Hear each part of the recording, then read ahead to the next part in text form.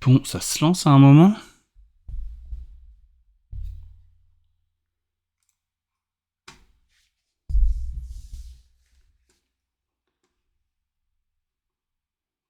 Ça se...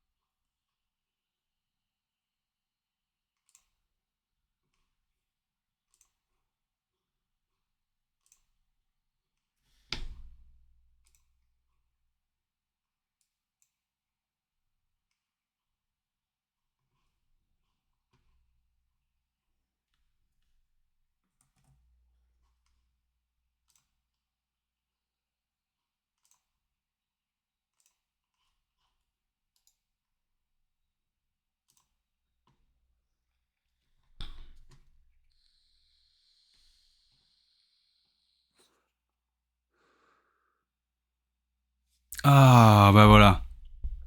Je crois que là, c'est bon.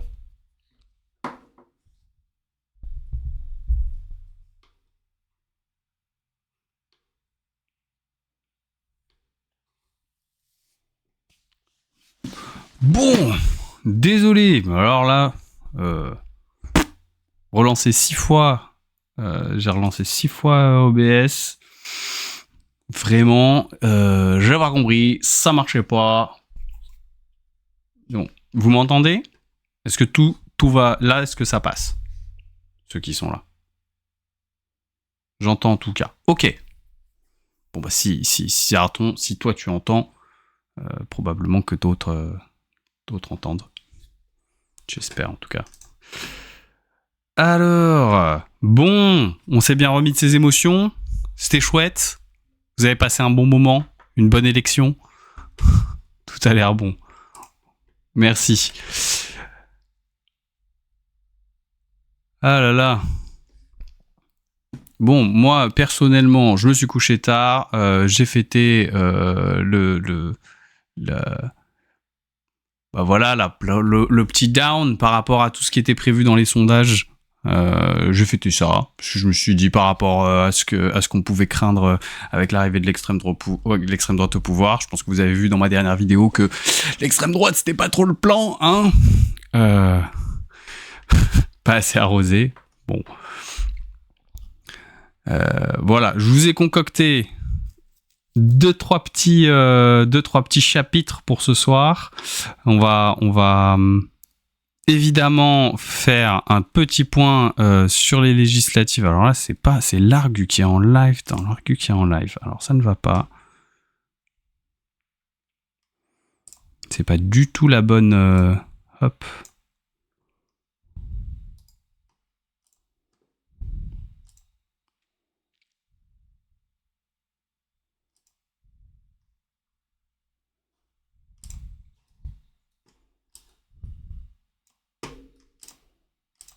Désolé. Forcément, à force de relancer, de re-relancer, de réessayer, bah forcément, ça a bugué. Alors, tac.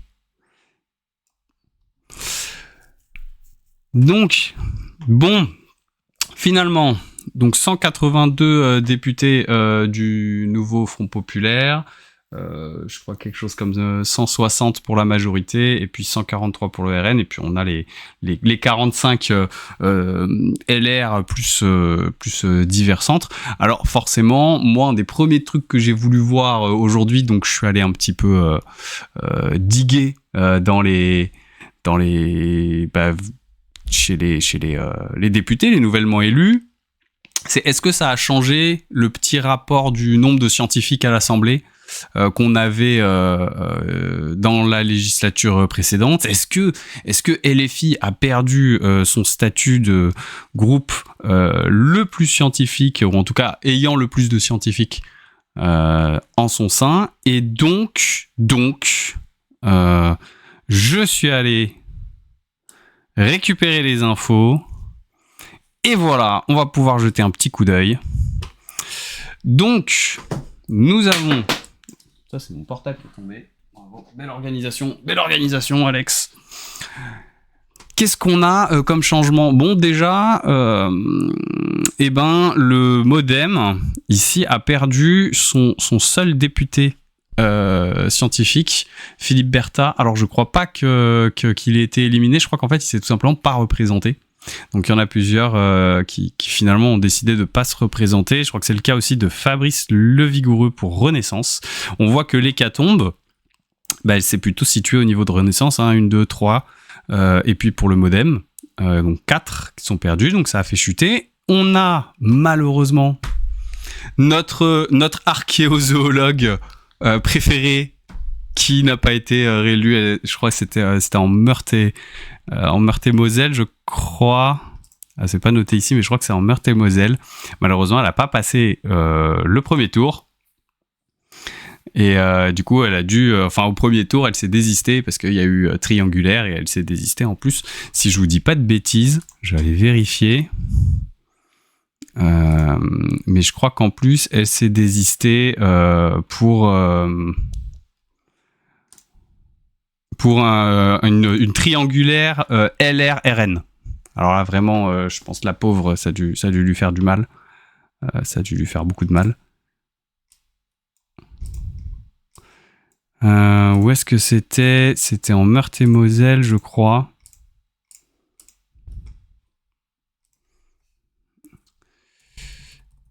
Et donc, du coup, on a perdu notre archéo-zoologue. 3e circonscription de la Moselle. C'était ça, je vais vous remettre le... C'était 3e circonscription de la Moselle, Charlotte-le-Duc. Hop, Meurthe-et-Moselle, Moselle. C'est là-haut la Moselle. 3e circo, voilà. Et donc, effectivement, elle s'est retrouvée avec... mais bon, au moins, c'est pas le RN qui est passé dans sa circonscription. Mais bon, elle est perdue pour Charlotte-le-Duc. Plus d'archéozoologues à l'Assemblée. Mais, c'est pas pour autant que LFI perd son statut de groupe avec le plus de scientifiques, puisque, il y en a de nouveaux ici. 2 LFI.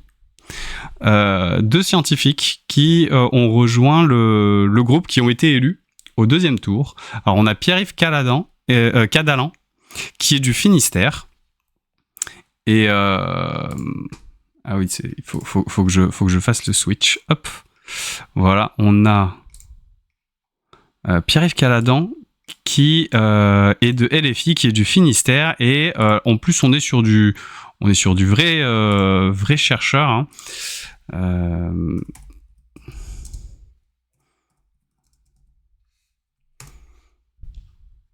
Qu'est-ce que c'est nul cette option de...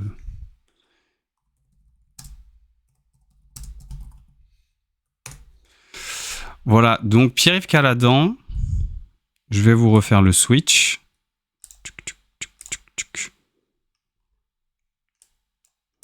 Voilà. C'est un post-doctorant, donc il est spécialisé en sciences politiques et particulièrement, si je dis pas de bêtises, en politique internationale. Oui, voilà, c'est ça. Autour des communs environnementaux. Il accomplit ce travail au sein du laboratoire à Mur, donc à l'UBO. C'est l'université de Brest, l'UBO. Il a eu sa thèse de doctorat en 2020-2021. Et puis alors là, voilà, on a ça, enseignement, publication, ouvrage collectif. Bon, là, pas de souci, tout y est. Tout est checké. On a bien un scientifique de plus à l'Assemblée. Et nous avons également un deuxième LFI, donc Arnaud Saint-Martin, que j'ai vu passer un moment sur Twitter. C'est ça qui m'a un petit peu...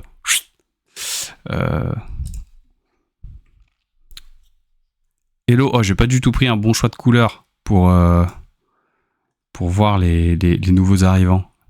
Ce bleu sur bleu, c'est complètement idiot. Bon, va falloir retravailler un petit peu le setup. Bienvenue en tout cas à toi. Et le deuxième, du coup, c'est Arnaud Saint-Martin. J'ai vu passer comme sociologue. Et alors, vous allez voir, lui, je pense qu'il y a un moment pour l'argumentarium, on va l'appeler. On va l'interviewer, on va faire quelque chose. Parce que quand j'ai vu, j'ai fait « Ah, mais c'est pas juste un sociologue, en fait. C'est pas juste un sociologue. »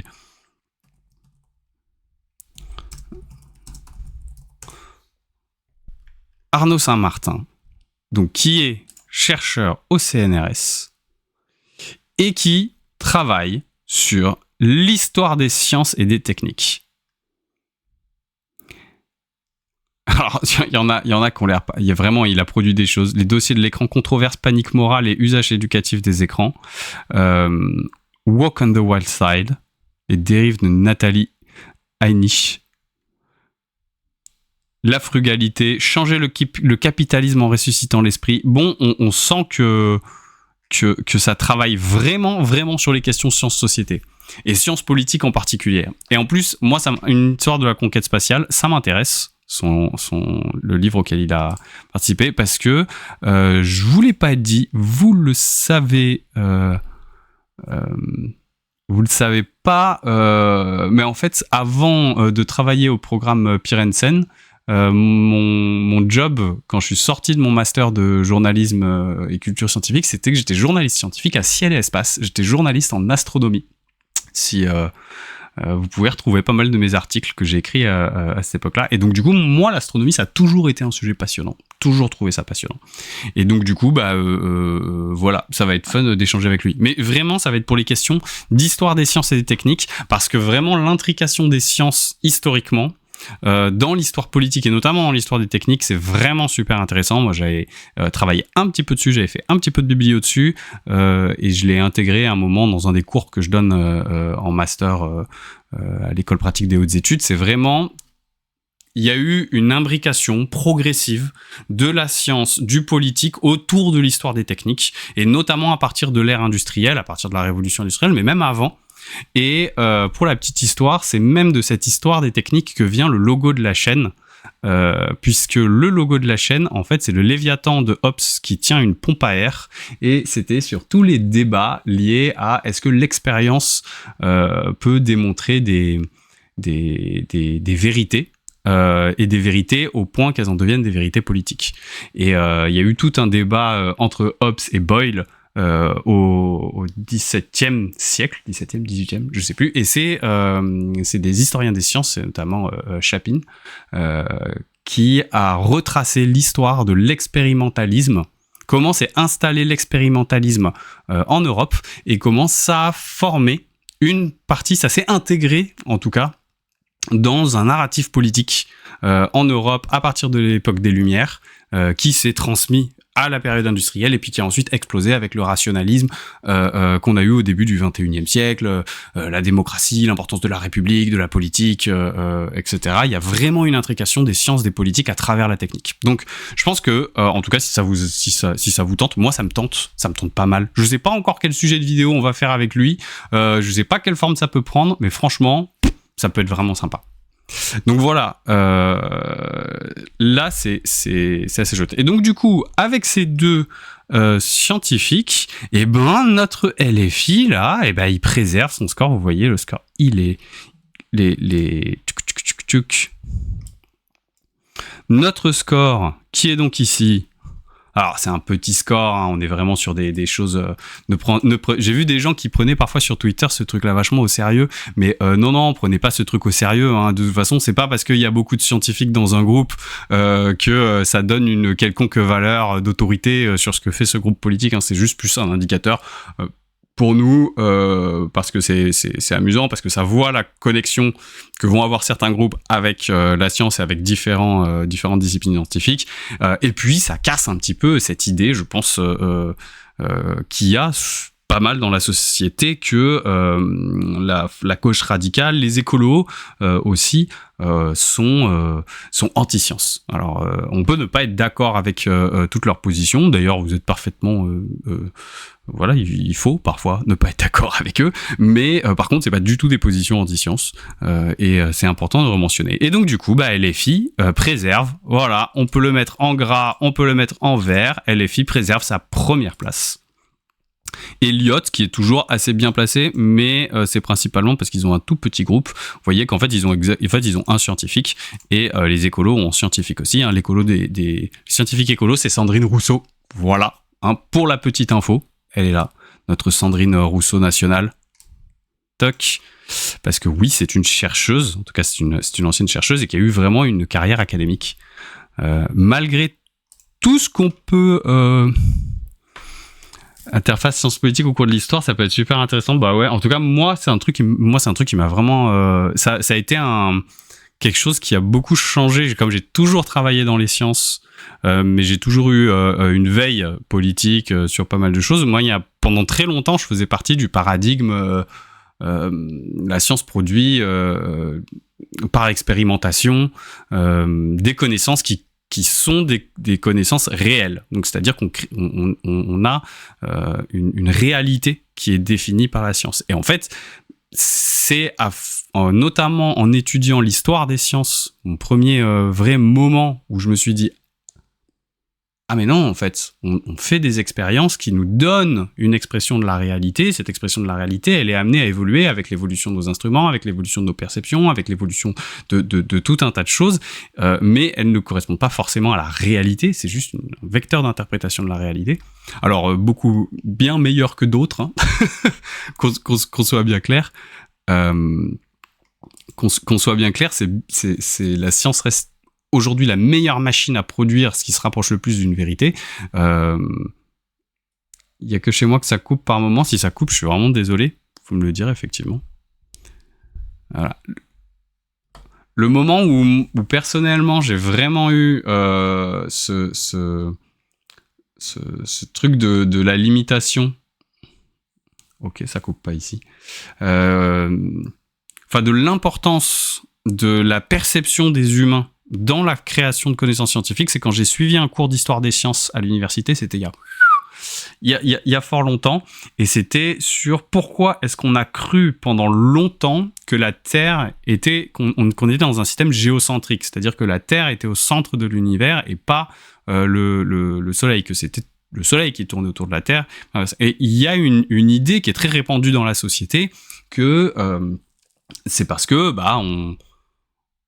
on avait, c'était pas totalement faux, hein, mais qu'il y avait une volonté chrétienne de vouloir conserver la Terre au milieu de l'univers comme étant le lieu des humains, les humains étant créés par Dieu pour habiter la Terre est au centre de l'univers, l'humain est au centre de l'univers, etc. Mais en fait, c'est des débats qu'il y a eu dans l'Antiquité, et dans l'Antiquité, il n'y avait pas forcément cette volonté d'avoir il n'y avait pas en tout cas cette religion monothéiste qui plaçait l'humain au centre de tout, etc.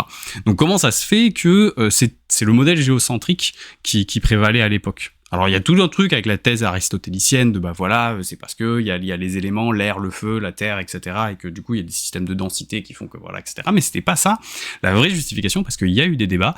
C'était que en fait les étoiles qui sont pas des planètes, hein, les étoiles et les planètes c'est pas la même chose. Les étoiles dans le ciel sont fixes.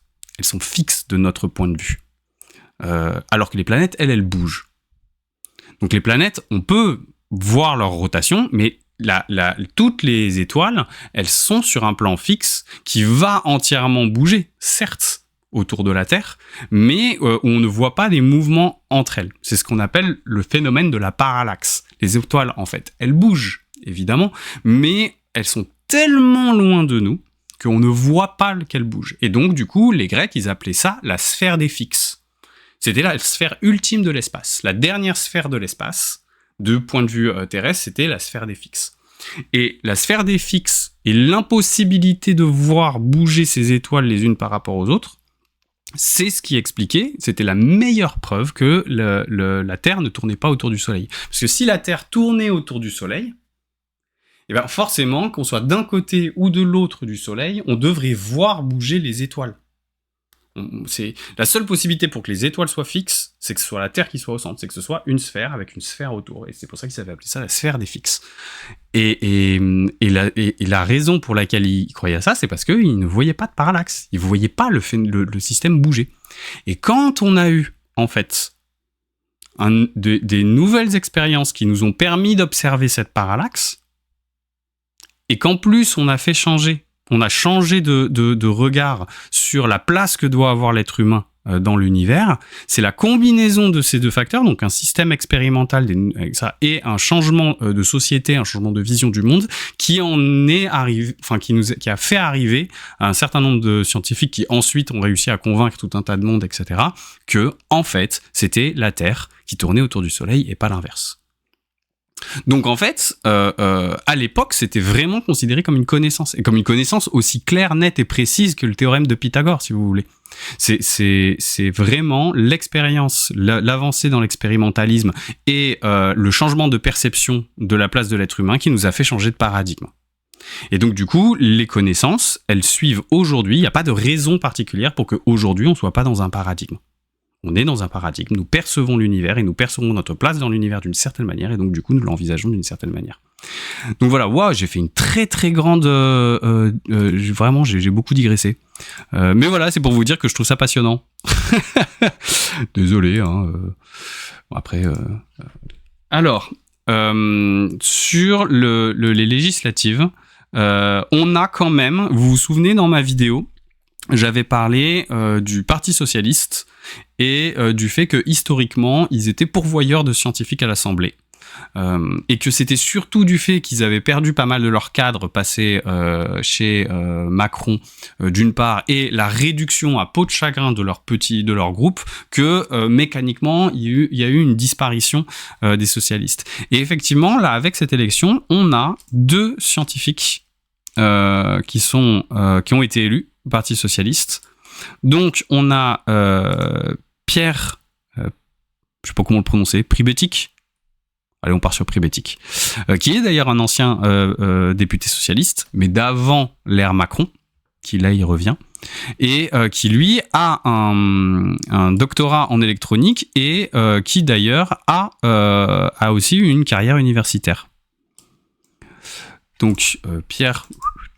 Hop...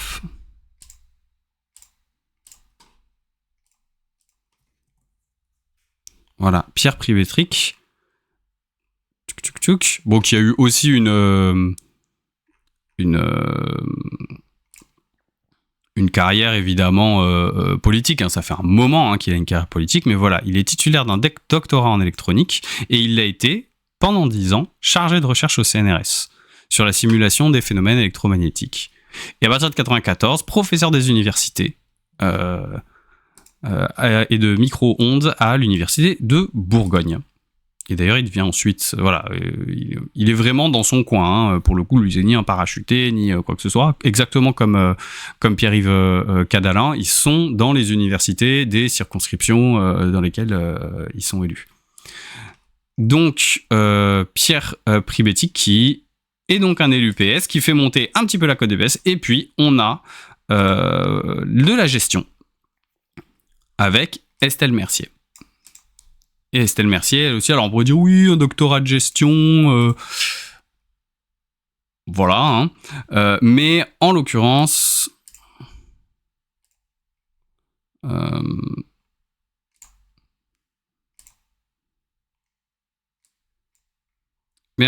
donc voilà, ça c'est Pierre Pribetich, un certain âge, le monsieur, 67 ans.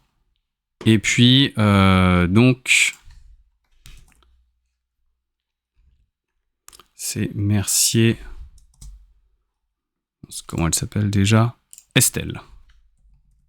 Hop. Voilà. Estelle Mercier, maître de conférence. Nancy School of Management. On ne juge pas, mais on est vraiment, voilà. communication dans un congrès, chapitre d'ouvrage, article dans une revue, des rapports, la thèse, soutenue en 2000. C'est pareil, ça coche toutes les cases, on est bon. Et donc, du coup, du fait de leurs 2 députés scientifiques, eh bien,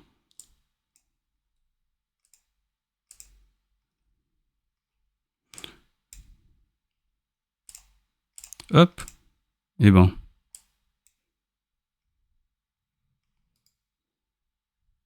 j'ai perdu mon fichier Excel.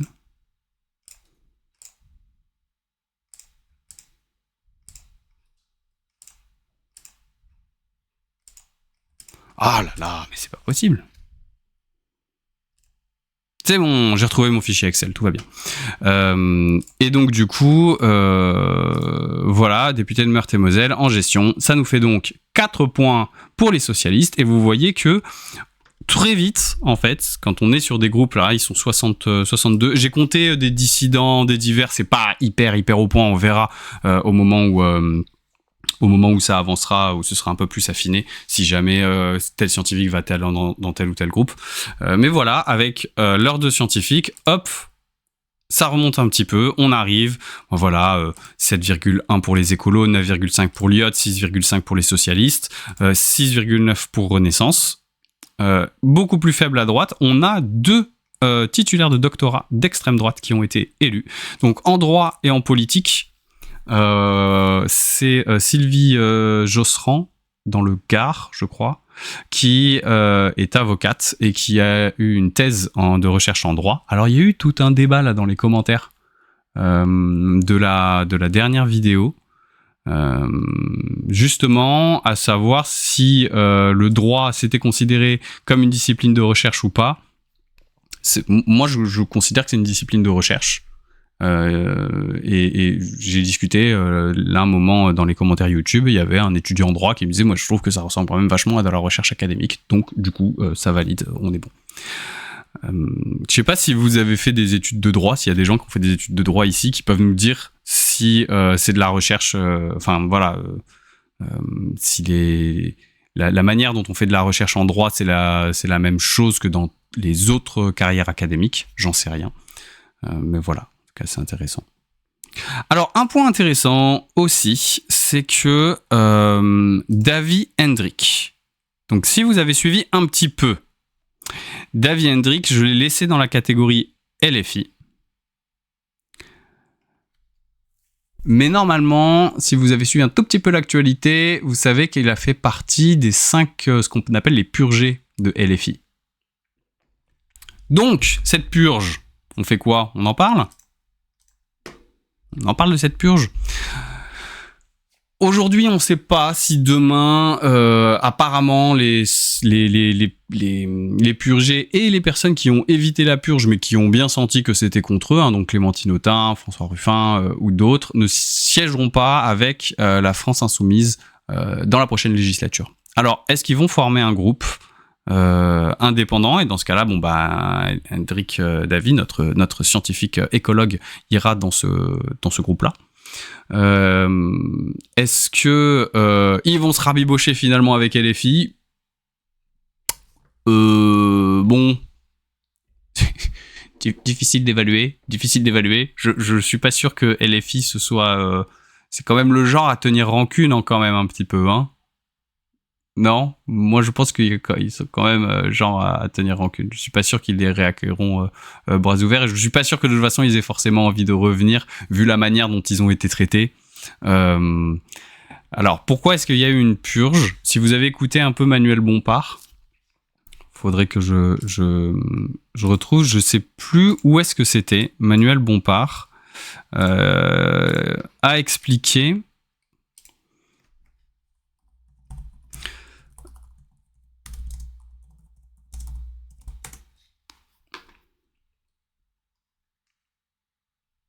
Oh là là, ça va être trop galère à retrouver. Désolé. Je crois que c'était sur Backseat. je crois que c'est sur Baxit, que Manuel Bompard a expliqué qu'en fait, c'est normal de pas les avoir investis, puisqu'il préparait déjà le fait d'avoir un autre groupe à l'Assemblée après la prochaine élection. Et donc, du coup, à partir du moment où on a des gens dans notre propre groupe qui veulent pas, c'est les mots de Bompard, hein, qui veulent pas être dans notre groupe à la prochaine législature, c'est quand même peu intéressant de leur donner l'investiture. Donc si on l'écoute et si on le croit, ça a une certaine logique. Maintenant, est-ce que ces 5 députés plus quelques autres avaient effectivement prévu de faire un autre groupe ? Moi, je sais pas. Je me demande vraiment parce que en termes de stratégie électorale, il y a quand même peu de chances que c'est un quelconque intérêt pour ces députés-là de travailler à être dans un autre groupe, en gros à quitter LFI, parce que du point de vue de LFI, et ils n'ont pas totalement tort avec les résultats des européennes, c'est qu'ils sont en progression. Si on regarde les élections européennes, les élections européennes, de 2024 en France.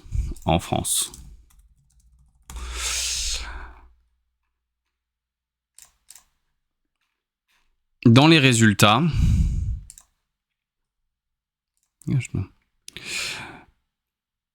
voilà. Donc dans les résultats, ici, on voit assez rapidement, si jamais on compare avec l'élection de 2019, vous allez voir, ça va être assez facile de voir. La dynamique de la France Insoumise, qui va toujours seule, hein, elle est quand même assez évidente. C'est-à-dire qu'on passe littéralement de 1 400 000 voix à 2 400 000 voix. Il y a 1 million de voix de plus. En pourcentage, évidemment, ça se transcrit, hein, on passe de 6,3 à 9,9, mais si on veut raisonner en termes de dynamique, de voir si effectivement il y a des gens de plus en plus qui vont voter pour une formation, etc., regardez le nombre de voix, c'est toujours important parce que ça permet de corriger les effets de l'abstention. Que l'abstention monte ou descende, si vous avez l'abstention qui monte ou qui descend, ça peut changer votre pourcentage, alors que le nombre de voix, c'est toujours le même. Votre pool de votants, c'est toujours le même. Votre pool d'électeurs, ceux qui vont toujours voter pour vous, c'est toujours le même. Et avec l'abstention, ça peut faire varier mécaniquement ce pourcentage. Alors que quand on regarde le nombre de voix, on peut pas se tromper. On sait qu'effectivement, d'une élection à une autre, il y a eu un nombre d'électeurs supplémentaires qui sont allés se porter sur peut-être coche. Oui, alors je me suis posé la question. Qu'il se fasse récupérer par le PS, honnêtement, je suis pas sûr. Oui, le chat, il est apparu et il a disparu ou pas ?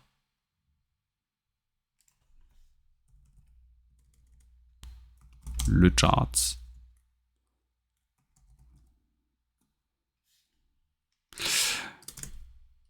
Oui, il a dû apparaître et disparaître. Alors, il y a des chances qu'il se fasse récupérer par le PS. Moi, je crois pas. Parce que pour la plupart d'entre eux, donc que ce soit Daniel... Alors, Andric Davy, c'était un scientifique qui a rejoint le groupe Insoumis à la dernière élection. Mais Daniel Simonet, Alexis Corbière, Rachel Garrido et Clémentine Autain, ce sont des historiques du parti de gauche, du front de gauche. En gros, ce sont des gens qui, dans les années 2000, gravitaient déjà dans le PS. Soit dans le PS, soit autour du PS, mais qui en tout cas ont beaucoup... Et qui se sont détachés du PS pour des questions vraiment... Ils ont suivi Mélenchon pour des questions de différence fondamentale avec l'approche du Parti socialiste vis-à-vis du pouvoir, notamment de la stratégie d'ouverture, du fait d'avoir transformé la social-démocratie en social-libéralisme, etc., etc. Il y a peu de chances pour qu'ils reviennent siéger au PS. J'ai pas l'impression que de toute façon, c'est jamais été vraiment l'intention. Et pour connaître un petit peu la dynamique entre Daniel Simonet, donc qui est député du 20e arrondissement de Paris. Donc moi, je suis dans le 20e arrondissement de Paris, mais je suis pas dans sa circonscription. Et vraiment, avec le PS, ils peuvent pas se sentir du tout. Donc il y a quand même très peu de chances qu'ils rejoignent. Par contre, effectivement, le groupe communiste a été réduit à 9 députés. Et donc du coup, alors généralement les communistes s'alliaient pour pouvoir faire un groupe historiquement avec les indépendantistes des Outre-mer, puisqu'ils ont toujours soutenu les causes indépendantistes. Et on a un indépendantiste de Nouvelle-Calédonie, première fois, ou alors depuis très longtemps, c'est Emmanuel Djibaou, c'est le fils de Jean-Marie Djibaou, j'en avais parlé dans mon article sur la Nouvelle-Calédonie, et ça c'est vraiment un truc. Bon, à parté, on pourra rediscuter de la Nouvelle-Calédonie plus tard. Mais donc du coup, le groupe, le GDR, donc le groupe du PCF, il se met généralement, pour compléter, il faut 15 députés pour avoir un groupe, il se met avec des députés d'outre-mer qui sont indépendantistes ou autonomistes. Mais c'est possible que là, même avec ces députés-là, ils n'atteignent pas la taille critique de 15 pour pouvoir atteindre un groupe. C'est possible, après tout, que Ruffin, Autain, Corbière, etc. forment une espèce de groupe commun avec eux. Maintenant, voilà, peut-être qu'ils vont le faire. On va voir. D'avoir un groupe de gauche anti-LFI. Alors, anti-LFI, anti-stratégie et anti-mélenchonisme, probablement. Après, bon, LFI et Mélenchon, quand même, bon, c'est un peu la même chose. Mais par contre, sur le programme qu'ils soutiennent, moi, je pense pas qu'il y a de différence. C'est-à-dire que, vraiment, entre les frondeurs de LFI et le cœur de LFI, il y a quand même... Enfin, ils n'ont pas de différence sur le fond. Le programme, c'est toujours le même. C'est toujours le programme de comment c'était ? L'Union populaire. C'était ça, l'Union populaire en 2022. J'ai pas l'impression qu'il y ait de différence programmatique du tout, d'approche. Alors que les communistes ont une différence programmatique quand même avec LFI, Europe Écologie Les Verts aussi, des petites, hein, 90%, ça va ensemble, mais voilà. Rien ne ressemble plus à un SOSDEM qu'un autre SOSDEM. Oui, ça c'est vrai. Et plus le temps passe, et plus les SOSDEM se remettent entre eux. Mais pour en revenir à Corbière, Garrido, Simonet, tout ça, etc., moi je pense que surtout ce qu'ils voulaient, c'était plus de démocratie en interne de LFI et une approche moins radicale. Ils étaient vraiment dans la position je pense que tout le monde a dû ressentir à un moment ou à un autre en discutant avec des amis, avec de la famille, qui sont de sensibilité de gauche, mais qui veulent pas voter LFI, c'est en mode Mélenchon, c'est un boulet. D'ailleurs, Ruffin, il l'a dit plusieurs fois, Mélenchon, c'est un boulet. Je sais pas si Mélenchon c'est un boulet d'un point de vue, en tout cas, de résultats électoraux, en tout cas jusque-là, parce que Mélenchon, faut pas oublier que c'est 11% en 2012, 17% en 2017, 22% en 2022, que depuis que Mélenchon il tient la barre de son truc là, il fait que monter. Donc du coup, par contre, ce qui est vrai, c'est qu'il va radicaliser contre lui une partie de plus en plus importante de la population française. Et donc du coup, bon après il y a les médias qui jouent un rôle de diabolisation, hein, mais le diagnostic qu'ont fait Ruffin, Autain, Garrido, etc., c'est outre le problème de démocratie interne, c'était que l'image de LFI était constamment ternie par des sorties de Mélenchon qui ne faisaient que radicaliser l'opposition des gens à Mélenchon. À chaque nouvelle sortie de Mélenchon, à chaque nouvelle phrase de Mélenchon, en gros, ça crispait une partie de l'électorat qui, bon an, mal an, aurait peut-être voté pour lui, mais oh là là, il a dit ça, c'est définitif, je peux pas voter pour lui. Et chaque année, hein, il y a son lot. Hein. Alors, là, on a eu la République, c'est moi, on a l'antisémitisme, on a tout. Enfin, il y a toujours un truc pour pouvoir. D'ailleurs, c'est marrant, peut-être que d'ailleurs, il devrait se poser des questions. Pourquoi il y a toujours un truc ? Je pense qu'il y a un espèce de jeu permanent entre Enfin bref, toujours est-il que la lecture... Oui, Mélenchon est très clivant. Ça, c'est vrai. Il est vraiment très clivant. C'est ce qui fait que... en fait, c'est Usul qui, à un moment, avait fait, il y a quelques années, il avait fait un ouvrez les guillemets, c'était à l'époque sur Mediapart, qui s'appelait un truc du style faut-il sacrifier Mélenchon ou faut-il abattre le soldat Mélenchon ou quelque chose comme ça. C'était en gros, est-ce que il faut vraiment se séparer de Mélenchon pour que la gauche gagne. Et là, bah, honnêtement, je pense qu'il y a vraiment il y a deux lignes à gauche, dans la gauche plurielle, hein, dans la gauche au sens large, il y a deux lignes. Il y a la ligne mélenchoniste avec quand même pas mal de gens. Faut regarder le nombre de gens qui votent maintenant. Enfin, faut pas oublier que maintenant Mélenchon et la France Insoumise, ils vont tout seuls. Avant, ils étaient alliés avec le PCF. Maintenant, ils y sont plus. Et à chaque élection, ils grimpent. Donc, il y a définitivement un pool d'électeurs qui n'est pas rebuté par Mélenchon et qui va continuer à convaincre, à réussir à ramener des gens, etc. Et puis, on a une partie, effectivement, des électeurs de gauche qui vont bloquer et qui vont surtout considérer, même s'ils vont pas bloquer sur lui, ils vont considérer en gros rationnellement, toute proportion gardée et avec tout le respect qu'on lui doit, qu'il est quand même limitant, sans être forcément énervé qu'il est limitant pour gagner des élections. Et c'est vrai que Mélenchon monte. Faut imaginer une courbe avec voilà, les gens, enfin une courbe. Mélenchon est en train de monter progressivement élection après élection, mais la part de personnes indécises qui pourraient voter pour lui dans le cadre d'une élection, lui, il diminue.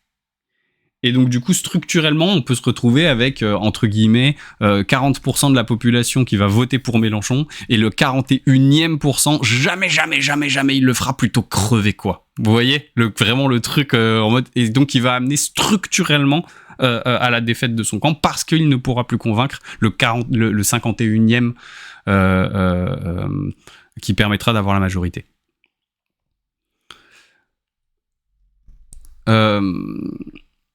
Oui, je suis d'accord que Mélenchon, il ancre vraiment, il a un côté fenêtre d'Overton à gauche. Il a théorisé très bien et avec assez de perception politique, hein, que c'est comme ça que l'extrême droite arrive à fonctionner. Elle a des gens à l'extrême droite, il y a des gens qui vont constamment ouvrir la fenêtre d'Overton à l'extrême droite. Ça va faire passer les gens d'extrême droite pour des gens de droite, et puis ça va faire passer les gens de droite pour des gens du centre, etc. Et que tant qu'il y a des gens qui ouvrent la fenêtre d'Overton à l'extrême droite, ça va participer à normaliser le centre. Et donc du coup forcément, en décalant le spectre, et ben tout ce qui est de gauche va passer de plus en plus pour de la gauche radicale, puis pour de l'extrême gauche. Aujourd'hui on qualifie, je sais pas si vous avez vu, que ce soit Clem Viktorovitch ou que ce soit les youtubeurs de l'esprit critique, ou de toute façon tous les chercheurs en sciences politiques, etc. LFI, c'est pas un groupe d'extrême gauche, hein, c'est un groupe de gauche qu'on peut qualifier de gauche radicale, hein, d'ailleurs, mais c'est pas une formation politique d'extrême gauche. Mais elle va avoir cette image-là progressivement, parce que la fenêtre d'Overton s'ouvre vers la droite. L'avantage de Mélenchon, c'est que lui, il ancre le truc de la fenêtre d'Overton à gauche. Et donc, du coup, il va éviter le compromis qui va amener à la compromission, qui va amener à la collaboration. De la gauche avec le centre, et puis de la gauche avec la droite, etc. Forcément, ça demande d'être... faut être solide, hein, avec les kilos qui prend sur la tronche, pour être bien ancré à gauche et pas bouger et dire non, c'est ici, et machin. Et donc il est radical sur les positions, mais les positions en elles-mêmes sont pas des positions révolutionnaires. C'est pas c'est pas du communisme révolutionnaire, quoi. Mélenchon, très loin de là. Voilà, il maintient le cap à gauche. Il tient cette barre-là. Alors forcément.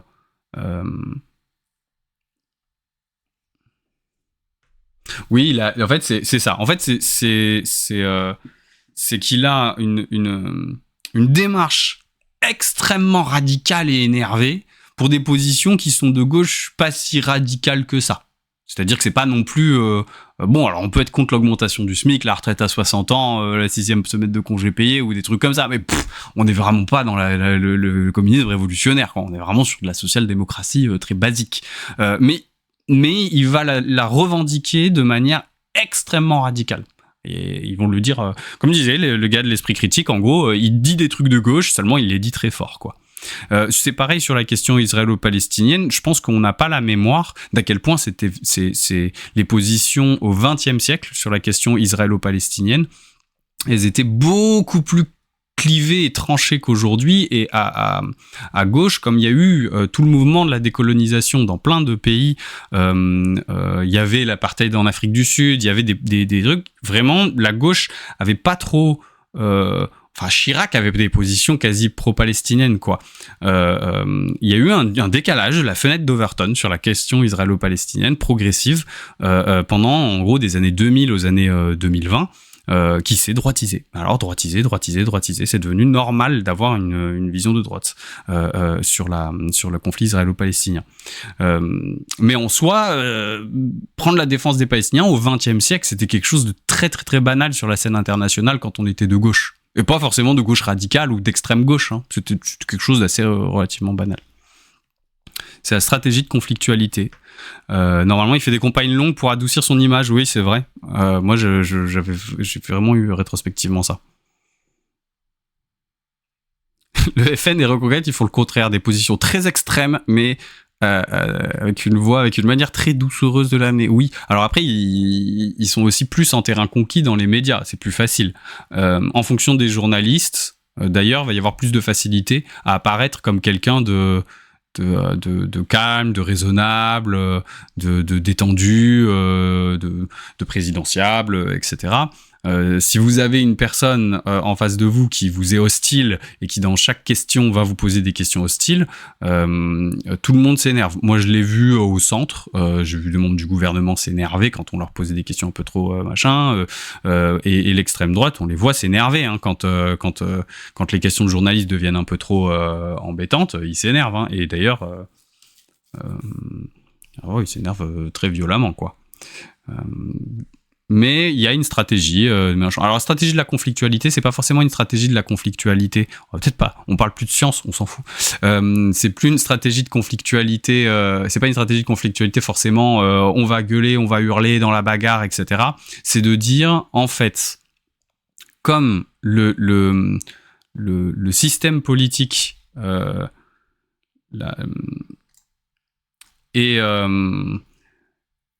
comme le libéralisme, le système que l'on combat politiquement, le système qu'ils combattent politiquement, donc le libéralisme, le néolibéralisme et le capitalisme financiarisé, etc., est hégémonique au sens de Gramsci, hein, vraiment, il est hégémonique, il est partout.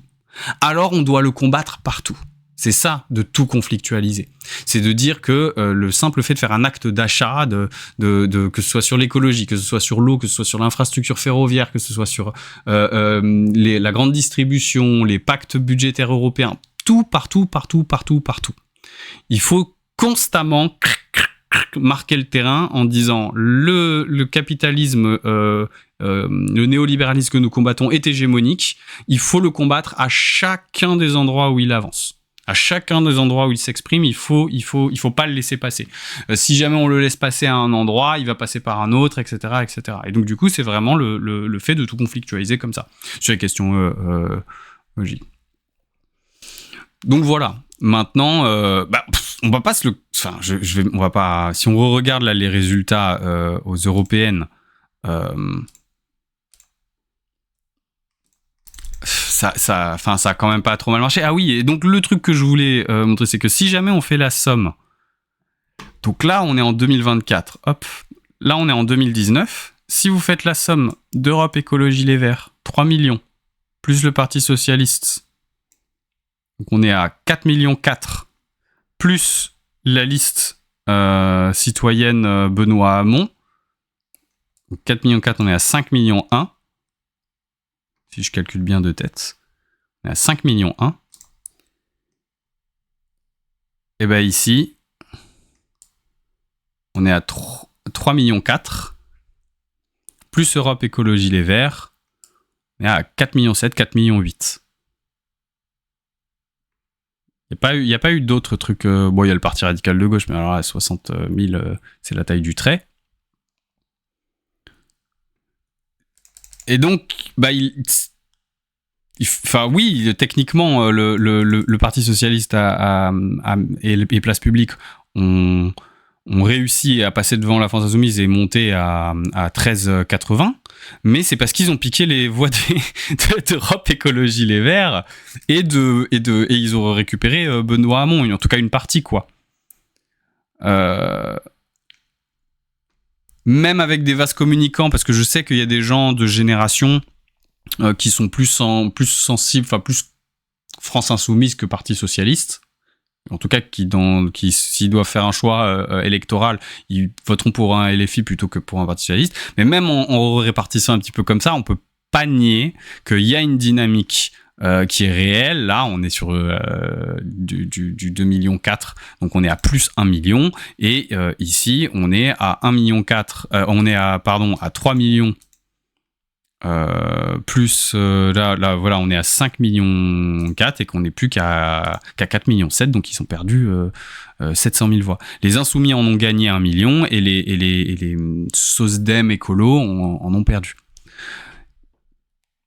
Ça aussi, c'est une réalité, quoi.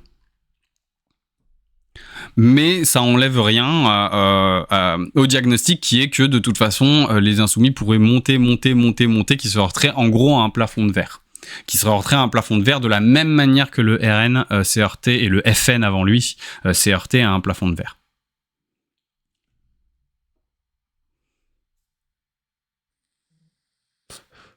Stratégie pourrait être répartie. Je pense que oui, mais d'une certaine manière, je pense que c'est ce qu'ils ont essayé de faire avec la NUPES. Et là, ça a été un peu plus boutiqué parce qu'ils ont dû aller hyper vite. La dissolution, elle est arrivée. Ils ont dit, dans 2 semaines, on vote. Il faut aller vite. Comme le PS était qu'a capitalisé sur sa victoire aux européennes, on va vite, on va pas discuter pendant des heures. Et tu veux 50 circos de plus, prends-les, etc. Mais je crois qu'à la base, c'était un peu ça. C'était de dire... c'était de se répartir les endroits où c'est pertinent pour chacun des groupes de la gauche. Mais bon, soyez pas naïfs, ça se bagarre aussi pour les circos les plus gagnables par rapport à d'autres. Et on sait très bien que ça se joue à la gagnabilité des circos. Qui a la circo ? L'implantation du PCF, elle a pris cher. Ouais, mais les pauvres, ils prennent cher, ça fait des années, tiens, puisqu'on est sur les européennes, on va regarder. Là, c'était en 2024. Voilà, 500 000, 560 000, 580 000. Bon, ils ont fait... alors pourquoi ils ont fait moins ? Voilà, le truc de l'abstention. Typiquement, le truc de l'abstention. Ils ont fait plus de voix, le Parti communiste, qu'en 2019. Mais ils ont perdu des pourcentages. Mais voilà, ils ont fait plus de 20 000. Et voilà, plus de 20 000, c'est la taille du trait, quoi, dans la dynamique actuelle.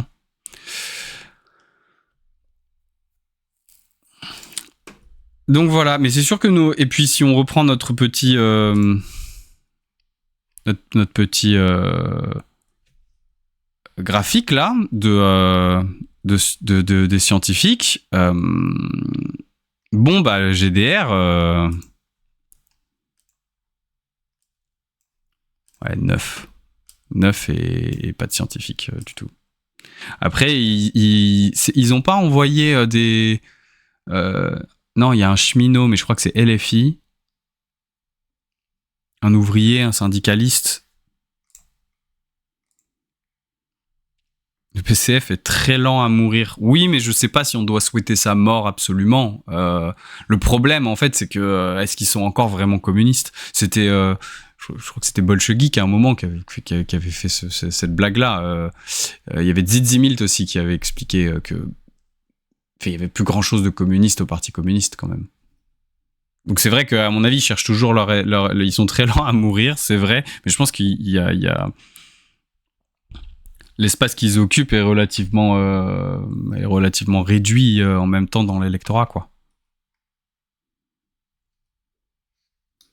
Ouais, parce qu'il faut pas oublier que les communistes, c'est quand même... c'est quand même la sécurité sociale, c'est typiquement un truc d'inspiration communiste. Il y a plein de choses qui sont typiquement d'instauration communiste, et que d'ailleurs les gens de droite aujourd'hui, mais ça c'est typique de l'évolution de la politique à travers le temps. C'est que des choses qui sont de gauche, qui sont acquises par la lutte progressivement, vont, si elles rentrent dans la loi et si elles sont acceptées dans la société, finalement être considérées comme des valeurs républicaines et y compris et vont être assimilées et vont être revendiquées par la droite 10, 20, 30 ou 40 ans après. Et donc du coup, on se retrouve effectivement avec des choses qui sont à la base des trucs de communistes et qui aujourd'hui sont revendiquées par la droite, quoi. Oui, les plus gros progrès sociaux d'émancipation sont. Alors moi, je dis d'inspiration communiste parce que c'est pas toujours les communistes eux-mêmes qui ont mis le truc en place. Et puis parfois, c'est pas exactement la manière dont c'est fait. C'est pas exactement ce qu'avait en tête l'idéologie communiste. Mais en tout cas, c'est d'inspiration communiste. Et oui, effectivement, on leur doit beaucoup. Et je pense pas qu'il faille vraiment souhaiter la fin de la représentation communiste. Les contributions du conservatisme au bien-être de l'humanité dans l'histoire. Oula. On fait quoi? On ressort Napoléon, il a fait le code civil ou des choses comme ça. Et après, il faut pas oublier, j'avais lu un livre qui, moi, m'avait pas mal marqué à une époque qui était vraiment un livre de philosophie et de science. C'était Darwin, dessine-moi les hommes. Et il y avait une phrase, moi, qui m'avait énormément marqué. C'était dans la vie, mais c'était la vie organique, hein, la vie biologique, dans le développement génétique et dans l'alternance des générations. Trop de liberté vaut manque d'efficacité, trop de discipline vaut manque de créativité. Et que dans les deux cas, manque d'efficacité ou manque de créativité, c'est la mort assurée de l'espèce. Et donc du coup que génétiquement, il faut toujours un petit peu de conservatisme pour s'assurer que qu'il y ait une force de reproduction à l'identique de ce qu'il y avait dans les générations précédentes, mais il faut toujours une forme de créativité qui va pouvoir permettre une liberté de mutation, en fait, qui va permettre de s'adapter, qui va permettre d'avoir suffisamment de créativité, de liberté, etc. Donc du coup, c'était cet équilibre. C'est pareil, j'ai vu dans quelques vidéos là très récemment que il faut pas croire que un jour il y aura un monde où il y aura plus de droite, où il y aura plus de conservatisme. Ça n'existe pas. Si un jour c'est toute la gauche qui gagne sur tout un tas d'aspects, dans cette gauche-là, il y aura un conservatisme et un pôle conservateur et un pôle progressiste. Il y aura toujours ce mouvement-là. Mais peut-être que oui, les contributions du conservatisme au bien-être, ce qu'on pourrait dire, c'est à l'émancipation des individus, au bien-être de l'humanité dans le forme du progrès. Oui, il y en a peut-être pas beaucoup, mais en même temps, peut-être que c'est pas son rôle social au conservatisme de faire ça. Voilà. Après, est-ce qu'il y a un rôle social à avoir pour les idéologies? Je sais pas. En tout cas, moi, je pense que c'est un peu idéaliste que de penser qu'un jour il y aura plus de conservatisme. Il y aura toujours du conservatisme, il prendra d'autres formes, en fait. Oui, Didier Milt avait fait une vidéo, oui, sur les notions de gauche et droite et sur l'évolution des notions de gauche et droite à travers le temps. Moi, ça m'avait pas mal marqué et je pense que c'est une lecture qui est vraiment pas mauvaise, quoi.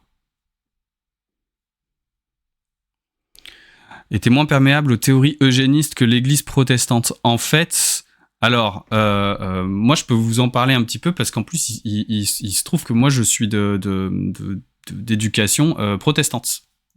Je suis, franchement, c'est le seul truc de minorité dont je puisse me targuer. Voilà, c'est la seule minorité à laquelle j'appartiens. Et en fait. L'Église catholique, elle est moins perméable aux théories eugénistes, c'est parce que l'eugénisme, il va s'inscrire, c'est quelque chose qui est assez récent, il va s'inscrire justement dans une forme de darwinisme appliqué à la société humaine et jusque dans la sélection des êtres humains de ceux qui sont de ceux qui sont les meilleurs.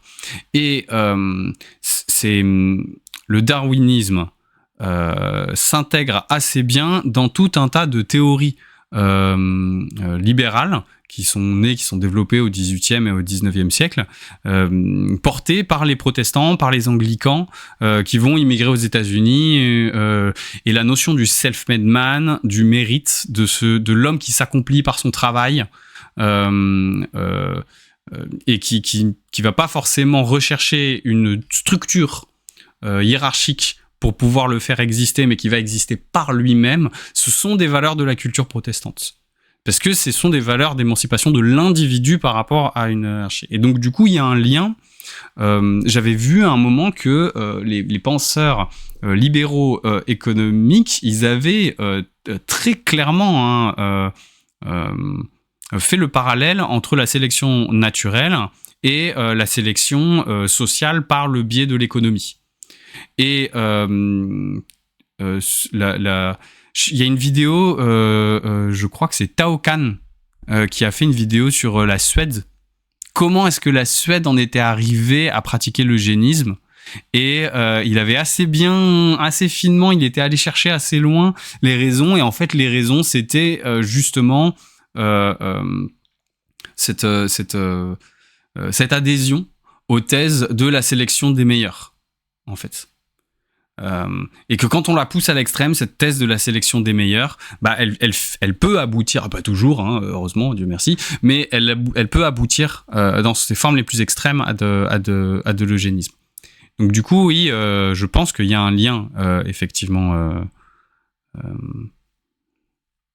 Il y a un lien entre les valeurs d'émancipation par l'individu que véhiculent les protestants, qui sont des émancipations de la tradition catholique, parce que la réforme protestante, elle s'est pas fait dans la douceur, hein. C'est pas un truc qui s'est fait au calmos pépère, bon bah quittons-nous bons amis.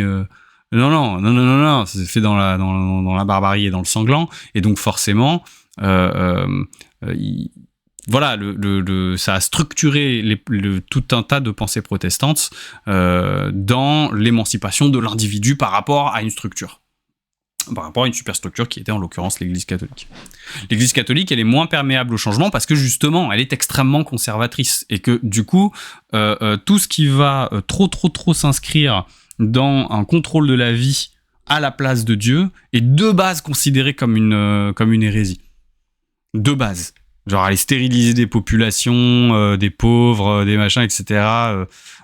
C'est quelque chose pour la tradition et la pensée catholique qui est normalement, parce que malheureusement il y a des dérives aussi dans le catholicisme, mais qui est normalement absolument intouchable. C'est le domaine de Dieu, on peut pas toucher ce genre de choses. Vous voyez ? Maintenant, il y a aussi c'était Jospin qui était issu des grandes familles protestantes de gauche. Il y a un catholicisme de gauche et il y a un protestantisme de gauche. Assez important. Les valeurs, il faut pas forcément envisager, moi qui viens justement du monde chrétien et avec une famille qui a été quand même pas mal pratiquante dans le protestantisme, il faut pas forcément croire que toute croyance et toute pratique particulièrement pieuse amène forcément au conservatisme sur les questions politiques. C'est souvent le cas, mais c'est pas toujours le cas. C'est pas un automatisme. Voilà. Donc du coup, on s'est complètement éloigné de la science. On s'est retrouvé à parler de choses qui n'avaient absolument rien à voir.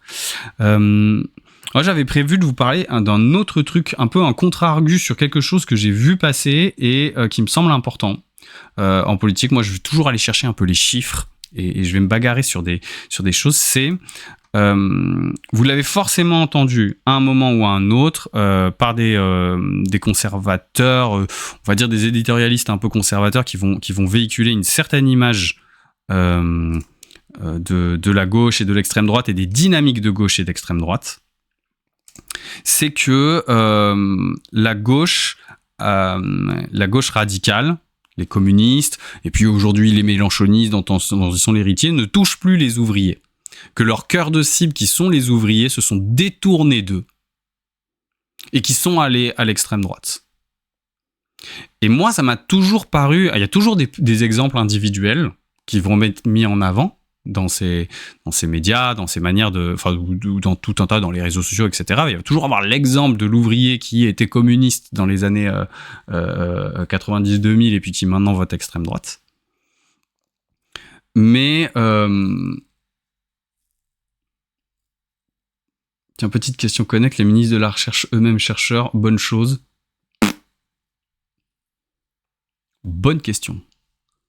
Moi, je pense qu'elle c'est ni une bonne ni une mauvaise chose. Parce que vous allez avoir des chercheurs qui sont très... à la tête du CNRS, il y a ça, hein, qui vont être très adhérents à certaines idéologies. Et d'autres chercheurs de l'exactement même spécialité, avec l'exact même parcours, qui vont être très adhérents à une idéologie complètement inverse. Donc je pense que surtout, ce qu'il faut, c'est enfin, ce qui va convenir à chacun, ça va être une idéologie qui va être proche de celle qu'on veut véhiculer. Moi, de manière générale, j'ai tendance à penser que pour qu'un ministre soit d'une part respecté dans le milieu dans lequel il est, et qu'il ait qu'il faut qu'il ait un minimum une connaissance du secteur dans lequel il travaille, du secteur pour lequel il est ministre. Sinon, ça veut juste dire qu'il est censé être bon à décider quoi. Je suis compétent en compétences. J'ai du talent quoi. Moi, je pense pas que quelqu'un puisse passer d'un ministère de la culture au ministère de la santé, au ministère de l'intérieur, puis au ministère des comptes publics, sans qu'à un moment on se pose la question de c'est bizarre. Forcément, tu dois être plus compétent dans un domaine que dans un autre. Pourquoi est-ce que tu vas ton champ de compétences s'étend pas à l'infini, quoi. Donc, je pense que sans forcément être des chercheurs, sans forcément être des scientifiques, il faut en tout cas des gens qui ont évolué dans le monde universitaire, dans le monde académique, et qui connaissent suffisamment et qui sont connus suffisamment de ce secteur-là pour qu'il y ait un échange formel. Il faut aussi avoir confiance quand on veut être un bon ministre, et c'est pas forcément le cas avec les ministres des derniers gouvernements, ceux d'avant d'ailleurs. Il faut avoir une certaine confiance dans les travailleurs de ton secteur. Il faut se dire que quand ils ont des remontées, quand ils font des remontées, quand ils ont des demandes, c'est qu'ils identifient correctement quand même tout un tas de problématiques et qu'il faut pas les négliger.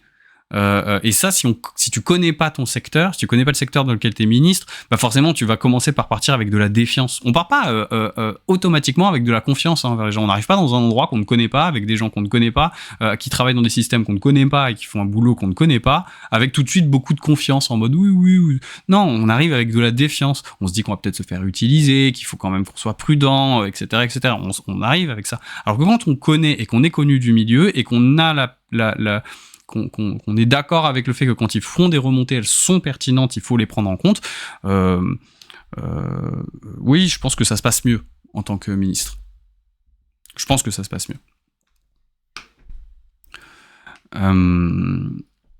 Voilà. Mais donc, je voulais on peut même franchement, on peut dire que la déconnexion à leur domaine de travail a sans doute participé à leur notable branquignolerie. Oui, en fait, moi, je pense qu'il y a une idéologie derrière qui est la capacité ces gens-là qui sont au pouvoir, qui sont assez bien incarnés dans la Macronie, mais qu'on peut retrouver dans pas mal de groupes politiques qui ont l'habitude de gouverner, c'est que ce sont des gens qui sont bons à prendre des décisions. Comme si prendre des décisions, comme si cheffer, on pouvait presque vous changer de boutique, vous chefferiez toujours aussi bien. Il y a une croyance dans le fait, ça a été développé avec les idées que le management, c'est quelque chose qui pouvait se décliner, la gestion, ça pouvait se décliner, le fait d'être un bon chef, un bon directeur, une bonne directrice, c'était quelque chose qui pouvait s'apprendre, s'enseigner, indépendamment du secteur dans lequel on est chef, dans lequel on dirige. Et je pense que ça crée une caste de gens qui sont persuadés qu'en fait, leur talent à eux, c'est d'être meilleurs que tous les autres à prendre des bonnes décisions. Ils ont cette croyance-là. Et donc, du coup, à partir du moment où ils ont cette croyance-là, la mentalité de château fort, la mentalité de château assiégé va finir par advenir à un moment ou à un autre. Parce que forcément, tu finis par te poser la question de la légitimité. Enfin, les gens commencent à se poser la question de la légitimité de cette personne-là, mais en même temps, cette personne-là elle-même, elle commence à se poser la question légitime. Forcément, elle va se retrouver dans des situations où elle sait qu'elle a fait une bêtise ou qu'elle a pris une mauvaise décision. Il faut pas que les gens s'en aperçoivent. Donc, on va essayer de monter des trucs, on va essayer de cacher son incompétence par tout un tas de subterfuges. Enfin, ça crée des dynamiques, des pensées des pensées château fort, quoi. Le château assiégé. Et puis surtout, ça rend très très très perméable au conflit d'intérêts. À force de croire qu'on est simplement bon, qu'on est simplement talentueux, c'est Olivier Véran, à un moment, pour justifier le fait qu'ils avaient appelé plein de cabinets de conseil pour gérer un truc aussi sensible que la santé publique, il répond en disant « Mais nous, on ne fait pas de discrimination, on prend le talent d'où qu'il vienne. » Voilà, quand on a cette mentalité à croire que le talent est quelque chose qui existe, qui existe, mais surtout qui existe indépendamment des disciplines dans lesquelles on est talentueux, c'est-à-dire que quelqu'un est talentueux, du coup il va être talentueux en plein d'autres choses, cette croyance-là, elle est problématique. Elle est extrêmement problématique. Syndrome école de commerce, exactement. Je suis d'accord. Il y a un côté syndrome école de commerce.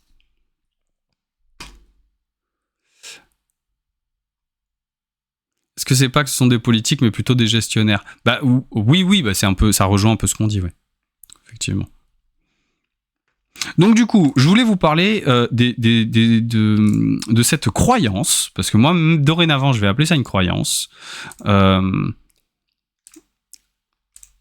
du vote ouvrier. Je suis allé me prendre un peu la tête. Je suis allé récupérer les sondages, parce que c'est pas possible de voir exactement, de retrouver exactement comment ont voté les ouvriers à chaque élection, à chaque truc, etc. Mais en fait, les sondages de sociologie des électorats, ils existent depuis longtemps. C'est Ipsos qui en fait depuis les années 80. C'est pas exactement prêt, faut pas prendre ces résultats au pourcentage près, hein, mais ça donne des dynamiques. Donc, ce sont les résultats, ça, du vote ouvrier.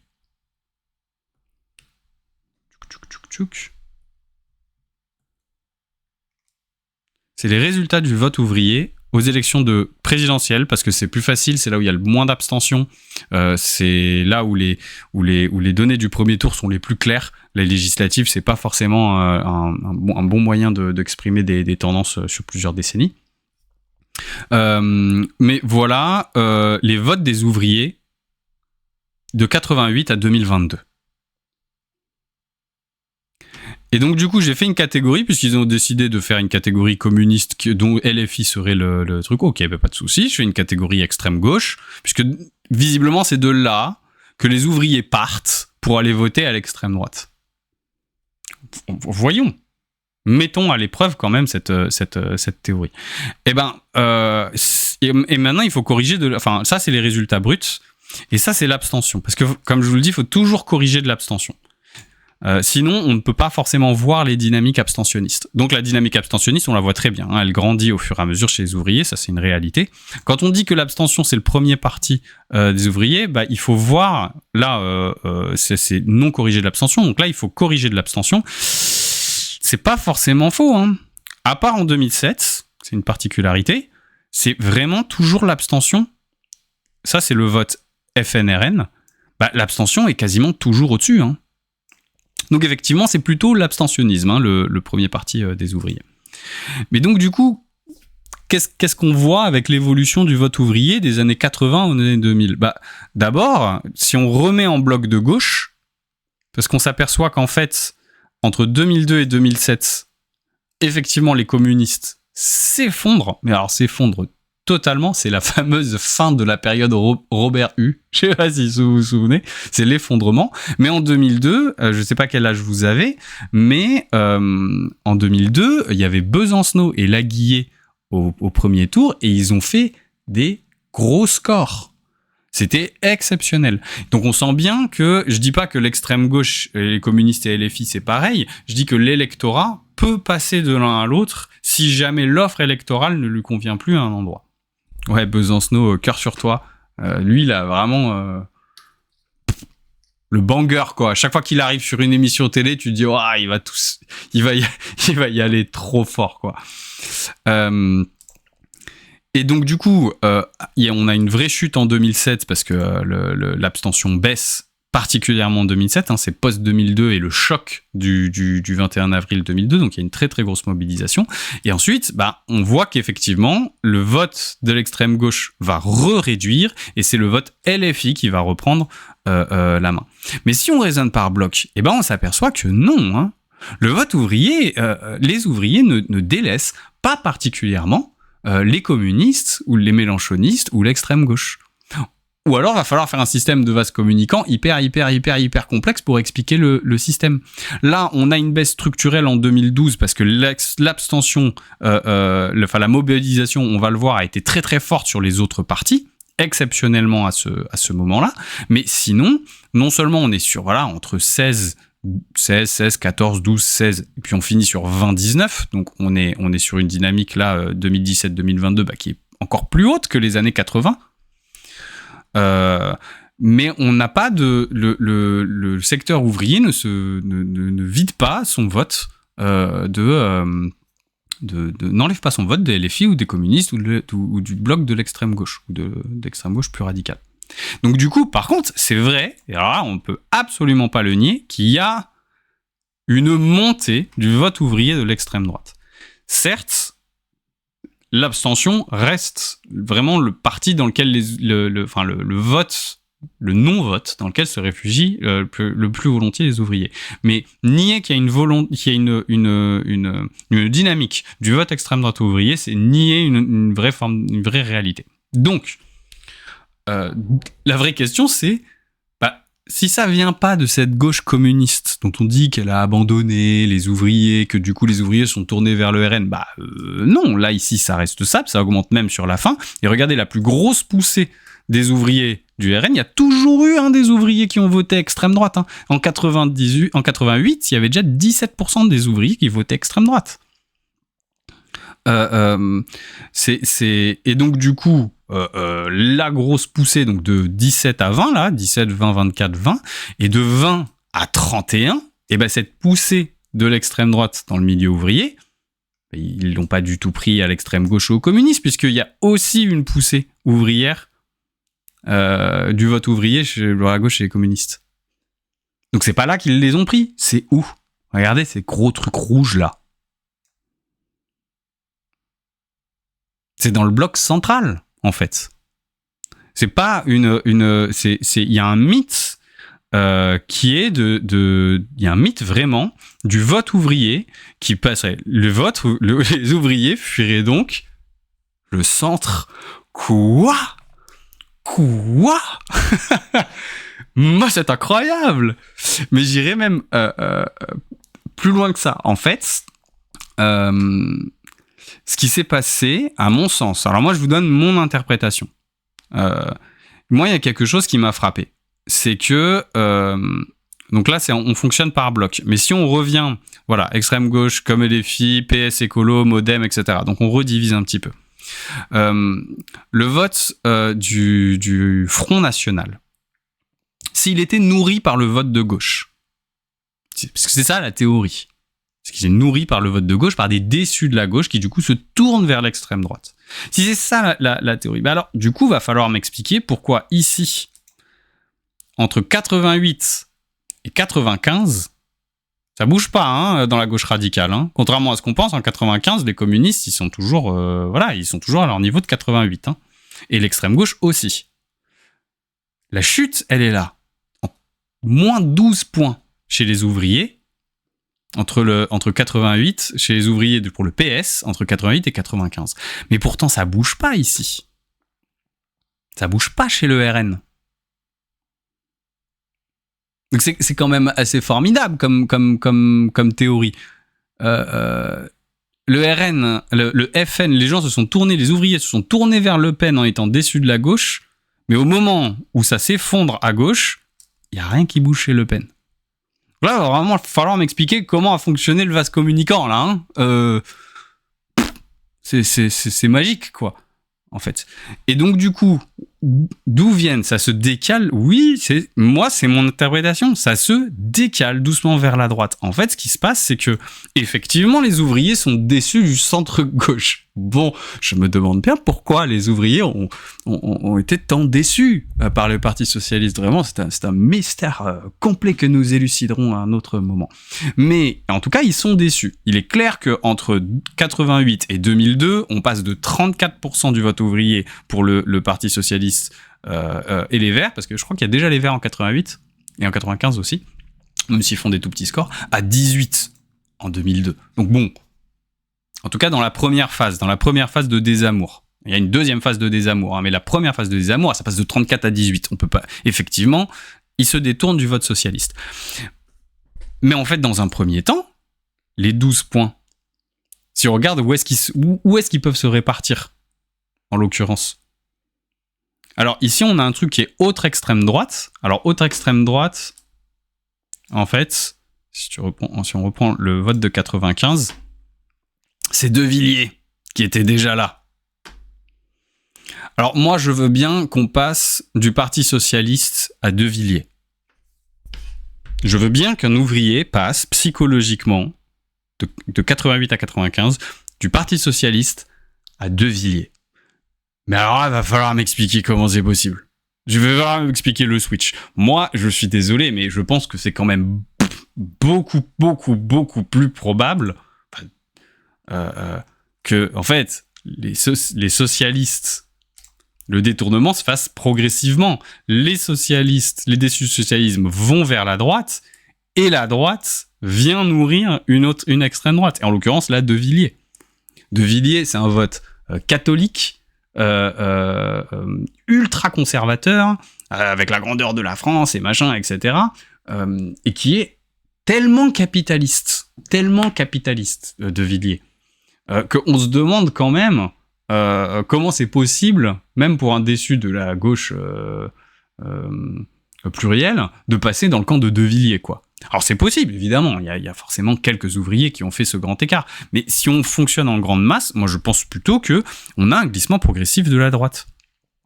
Et d'ailleurs, vous allez retrouver ce glissement progressif quasiment à chaque fois. Donc du coup, ici, on a De Villiers, et là on a une montée en 2002, c'est vrai, de Le Pen, y compris dans le vote ouvrier. Il y a un effondrement à gauche, mais pas tant, hein. C'est pas non plus la folie. Par contre, là, on passe de 19 à 27 d'abstention. La saignée des ouvriers qui votaient centre-gauche, elle s'est divisée en certains qui se sont mis à aller voter Chirac. On voit bien hein, la montée de... À la base... l'UMP, qu'à l'époque, vraiment la droite chiracienne, RPR, etc., très peu d'ouvriers votaient pour eux. Hein. Cette montée, elle est à la fin des années 90. Et ensuite, donc on passe d'abord par l'étape droite. Et une fois qu'on est déçu de la droite, on passe par l'étape extrême droite. C'est quand même beaucoup plus facile de venir à l'extrême droite quand on vote à droite. Et d'ailleurs, on va se retrouver ensuite. Donc là, en 2022, on a Le Pen qui arrive au deuxième tour. C'est le choc pour tout le monde et on accuse l'abstention. L'abstention qui effectivement est très importante, y compris chez les ouvriers. On accuse l'abstention. Donc en 2007, les abstentionnistes se remobilisent. On est d'accord que si jamais vous vous êtes abstenu pendant une élection, le plus probable, quand vous vous remobilisez, c'est de vous remobiliser dans la dernière famille politique que vous avez quittée. C'est ici que vous allez vous remobiliser. Si vous votiez Chirac et que vous vous êtes démobilisé, vous n'allez pas, en 2007, aller voter Ségolène Royal. Vous allez voter pour des partis de droite. Et c'est là qu'on voit qu'effectivement, quand il y a remobilisation des ouvriers abstentionnistes, le FN rechute, mais qui c'est qui gagne la timbale ? La droite et le centre. Ce qui montre bien que la sensibilité des ouvriers, elle passe progressivement, elle vient pas tout de suite nourrir l'extrême droite en fait. Ils vont d'abord aller se tourner vers l'abstention, ceux qui se détournent de la gauche vont d'abord se tourner vers l'abstention, mais principalement d'abord vers la droite. Ensuite, ils passent par la case abstention, et quand on leur demande de se remobiliser, ils vont à droite. Et ensuite, on remet une pièce dans la machine. Là, en 2012, la droite se revide. Et elle se vide où ? Dans l'extrême droite. Et une partie qui revient nourrir l'abstention.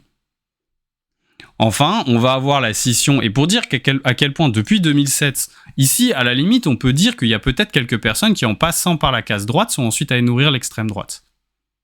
Mais à mon avis, ils ont surtout nourri l'abstention.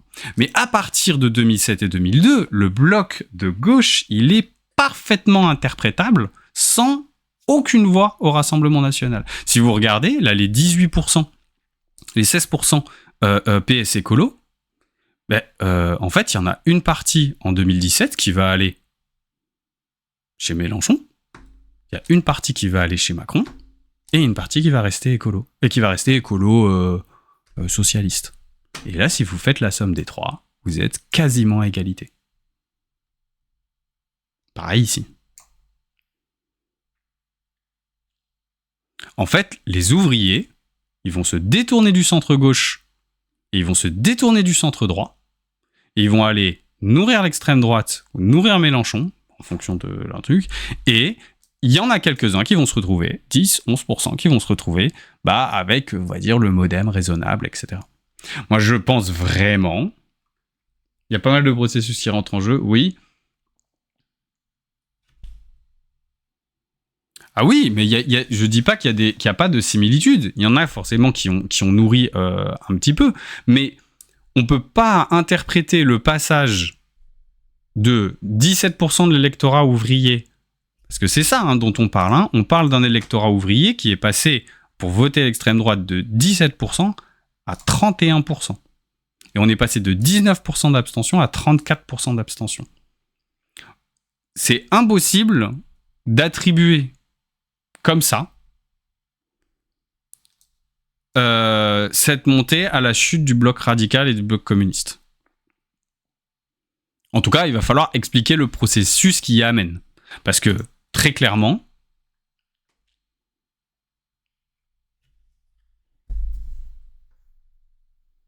on a plutôt un déversement progressif des ouvriers. Et ce qui est logique, ils sont déçus du socialisme. Oui, ils sont déçus du socialisme à la Mitterrand, à la gauche plurielle. Alors là, il n'y a pas de souci, ça, on les comprend. Mais du coup, plutôt que de se tourner tout de suite vers l'extrême droite, ils vont d'abord se tourner vers la droite. Ça reste avant tout un choix républicain. Et ceux qui sont dégoûtés et qui ne veulent pas, et qui voient qu'il n'y a pas d'espoir à gauche et qui ne veulent pas voter à droite, ils vont passer par la case abstention. Ils vont se désinvestir. Mais ils passent pas, en tout cas on le voit très bien au début, on a une chute monumentale du vote ouvrier auprès des socialistes, qui ne s'explique pas par une montée, le bloc extrême droite. Enfin, c'est De Villiers qui fait monter, mais le vote RN, il ne bouge pas d'un pouce. Il n'y a pas ce déversement. Ni de l'extrême gauche, ni de la gauche, ni de quoi que ce soit. Le RN bouge pas à ce moment-là. La droite récupère une partie de la désaffection des ouvriers pour la gauche, et l'abstention récupère une partie. Mais l'extrême droite récupère rien.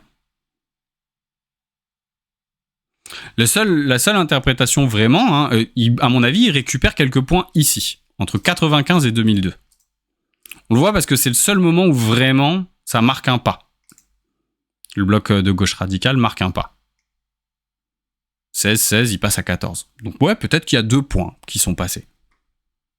Mais quand on passe de 17 à 31, aller accuser ceux qui ont perdu 2% de l'électorat d'être les responsables de ça, alors que quand même très probablement ça vient de la droite.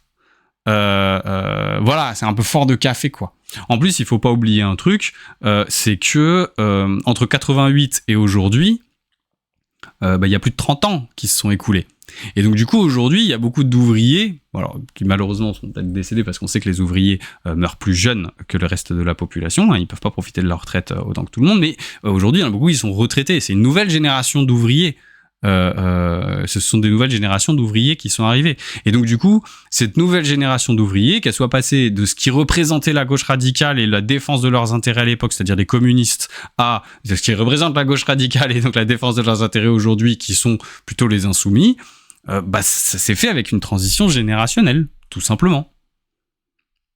Il y a pas Enfin, en tout cas, il y a tout un tas d'interprétations possibles, et il faut vraiment en sortir. Et je pense qu'il faut quand même s'armer intellectuellement, et qu'il faut s'armer en termes d'argumentaire pour aller battre ça. Parce que moi, assez régulièrement, depuis que je suis jeune, on me l'a sorti que, en fait, la montée du Rassemblement National, elle était due à la gauche. Alors au début, elle est parfaitement due à la gauche, elle est même due, c'était une opération parfaitement volontaire de François Mitterrand de faire monter le RN à 10%. Mais, pour pouvoir bouffer les voix de la droite. Mais, expliquer par la gauche la désaffection des ouvriers qui seraient tournés vers l'extrême droite, c'est pas soutenu. En tout cas, moi, j'ai pas trouvé. Et je suis allé en chercher, j'ai trouvé des papiers qui en discutaient de ça, les sociologies du vote ouvrier. Il y a jamais rien quand on y va. Alors, je sais pas s'il y a quelqu'un qui est abonné à Kern. S'il y a des gens qui sont abonnés à Kern, sinon je prendrai un abonnement, c'est pas grave. Voilà, il y a une sociologie du vote ouvrier qui montre qu'il y a une grande diversité du vote ouvrier déjà dès les années 80. C'est pas du tout un bloc monolithique, et surtout que les ouvriers, ils circulent d'un coin à l'autre. Ils sont pas en mode oh là, je suis déçu par la gauche, hop hop hop, je vais voter pour le Front National. C'est pas du tout comme ça que ça s'est passé. Absolument pas. Donc on est sur de la fausse idée. On est vraiment sur une idée reçue qui continue à être véhiculée parce que, soyons honnêtes, elle dessert quand même la gauche.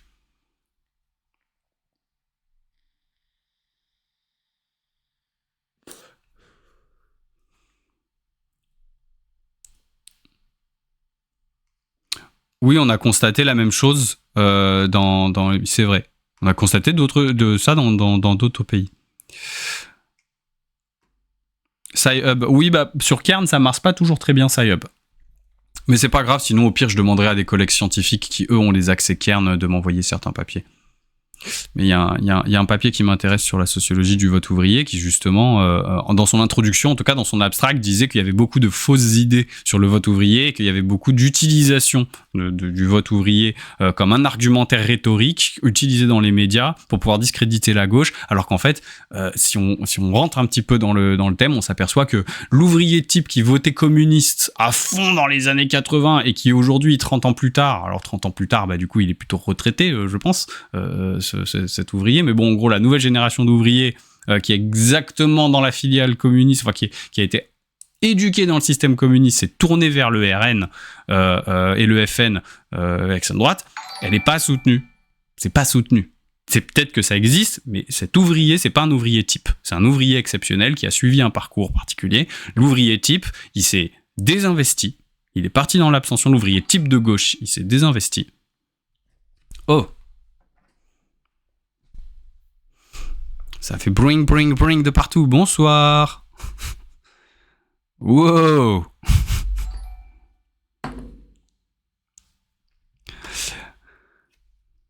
Bon, bienvenue. On était en train de parler de la dynamique du vote ouvrier et de la fausse idée qui était véhiculée dans les médias souvent. Très content de te voir arriver sur Twitch. Merci.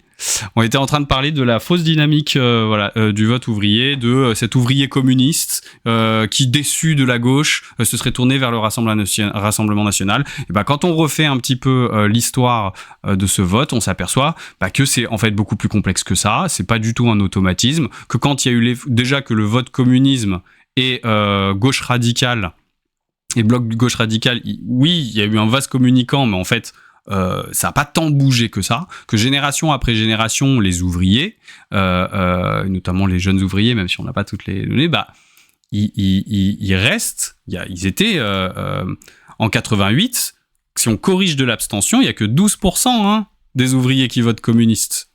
C'est pas, l'immense majorité, en fait, ils votent pour le programme commun, ils votent pour le centre-gauche de François Mitterrand, et la chute en 95, donc entre 34 et 22, mais elle ne se traduit pas par une montée de l'extrême droite. Elle se traduit par une montée de l'abstention, elle se traduit par une montée du vote de droite, du vote ouvrier de droite. Les ouvriers se tournent vers la droite. Ce qui est pas complètement... Enfin, les ouvriers sont pas non plus des personnes... pour en connaître quelques-unes, quand même, quelques-uns d'ouvriers, les ouvriers sont pas des gens fondamentalement différents des autres individus. Quand ils sont déçus par une politique, ils essayent d'abord l'alternative. Ils se disent, voilà. Et donc, c'est pas du tout absurde qu'ils se soient tournés vers des représentants de droite. Maintenant, ils vont être déçus aussi parce que, tout simplement parce qu'ils font pareil. Et donc, du coup, on va avoir à nouveau la désaffection de droite. Et là, à ce moment-là, on a le RN qui commence à monter. 2007, on a une remobilisation. Et vers où vont se mobiliser les ouvriers, principalement, ils sont remobilisés à droite. Ils vont pas se remobiliser à gauche. Et l'extrême gauche et la gauche radicale, elles continuent de fonctionner en vase communicant, l'un dans l'autre. Voilà, elle passe de 16 à 12. 12, c'est vraiment son plus bas niveau, c'est 2007. Mais à ce moment-là, il y a la dynamique, je vous rappelle qu'il y a la dynamique Ségolène Royal, hein, avec il faut battre Sarkozy, etc., etc. À nouveau, les ouvriers sont des individus qui sont constitués à peu près comme tout le monde, et que du coup, si jamais il y a une très très forte incitation à aller tous voter pour le même candidat pour faire barrage à quelqu'un comme Sarkozy, eh ben, il peut y avoir des gens qui se sentent plutôt d'obédience communiste, etc., qui vont aller, bon an, mal an, voter pour Ségolène Royal. Donc du coup, c'est tout à fait possible. En tout cas, il n'y a pas vraiment de dynamique de perte. Et d'ailleurs, juste après, à partir de 2012, et avec l'arrivée de Mélenchon et de LFI, le bloc les ouvriers, en fait, se tourne vers LFI. Alors pas autant, effectivement, que le Rassemblement National, mais il ne faut pas oublier que le Rassemblement National, il va puiser dans le corps de droite, en fait. Les ouvriers qui votent Rassemblement National aujourd'hui sont des ouvriers qui votaient Sarkozy hier. En fait. Pas du tout des gens qui votaient communistes hier. La droite sert de sas, de transformation de l'ouvrier en un vote d'extrême droite. Merci la droite pour votre grande contribution. C'est...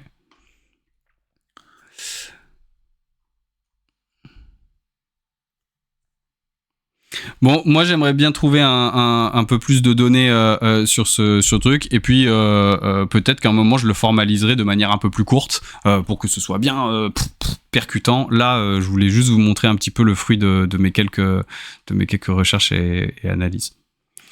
Donc voilà. Est-ce qu'on se regarde un petit peu ce qui s'est passé pendant ces 1 heure de Twitch? Les députés prennent leur quartier. Alors, je ne sais pas si vous avez vu passer les fameux petits trucs en off. On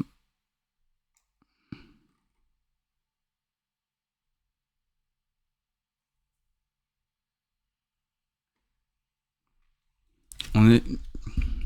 Toi, sur des streams à l'interface biodiversité, écologie, politique. Ah, c'est sympa, ça.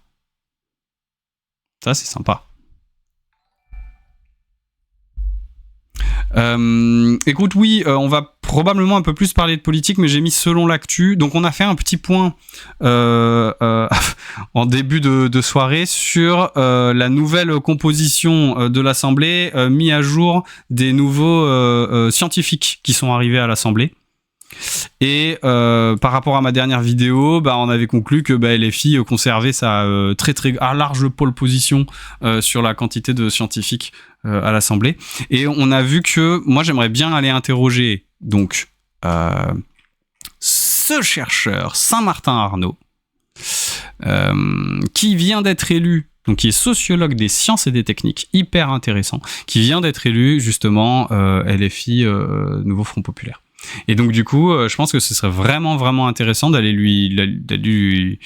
voir, d'aller lui poser des questions sur sa perception de l'interface science-société. Et on a discuté un petit peu, on discute un peu sciences et politique, on discutait sur l'importance de l'histoire des techniques pour comprendre les interactions entre politique et science, notamment ces derniers siècles, avec la venue de l'expérimentalisme et du fait de rationaliser notre rapport à ce qu'on observe, de l'instrumentaliser le plus possible, dans le but de l'objectiver le plus possible, que ça s'inscrit dans tout un développement, tout un développement politique. Et donc du coup, voilà, on essaie de parler un peu de ça. La science joue un rôle dans la politique. Elle joue un rôle de descriptif, certes, mais elle va jouer un rôle, on va lui octroyer un rôle prescriptif, et je pense que j'aimerais bien, enfin moi en tout cas j'aimerais bien en parler mais là, comme c'est les élections, il y a plein de trucs qui se passent, et donc on parle un petit peu plus de politique. Quand on sera moins en mode élection, promis, on parlera un petit peu plus de politique et de science. Voilà, je voulais juste, avant de clôturer, là va falloir que j'arrête. Moi, je suis éclaté parce que j'ai quand même un peu célébré le truc hier soir. Donc là, je suis un peu vanné, je sais pas vous, mais hey. Et ah oui, et cette chaîne, on va aussi s'en servir pour faire des contre-argus sur mes vidéos, parce que je pense que c'est pas mal d'aller voir les commentaires, d'y réagir, et que je vous donne un petit peu, je vous dise un petit peu ce que j'en pense pour la fin de la parenthèse. On va faire un dernier point sur qu'est-ce qui va se passer pour la suite de cette assemblée. Je sais pas quelles sont vos théories. À vous. Moi, j'en ai quelques-unes.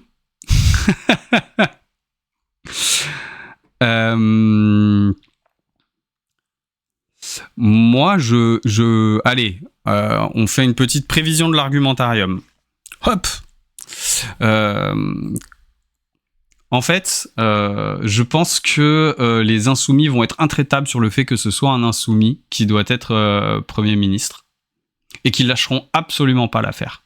Ils accepteront pas, même si avec la perte de leurs dissidents, ça commence à être touche-touche avec les socialistes dans le groupe, etc. Ils accepteront pas. Ils diront non, c'est notre dynamique. Ils n'auront pas tort de le dire que depuis 2022, ils animent cette dynamique. Et donc, à un moment, c'est à eux d'être Premier ministre.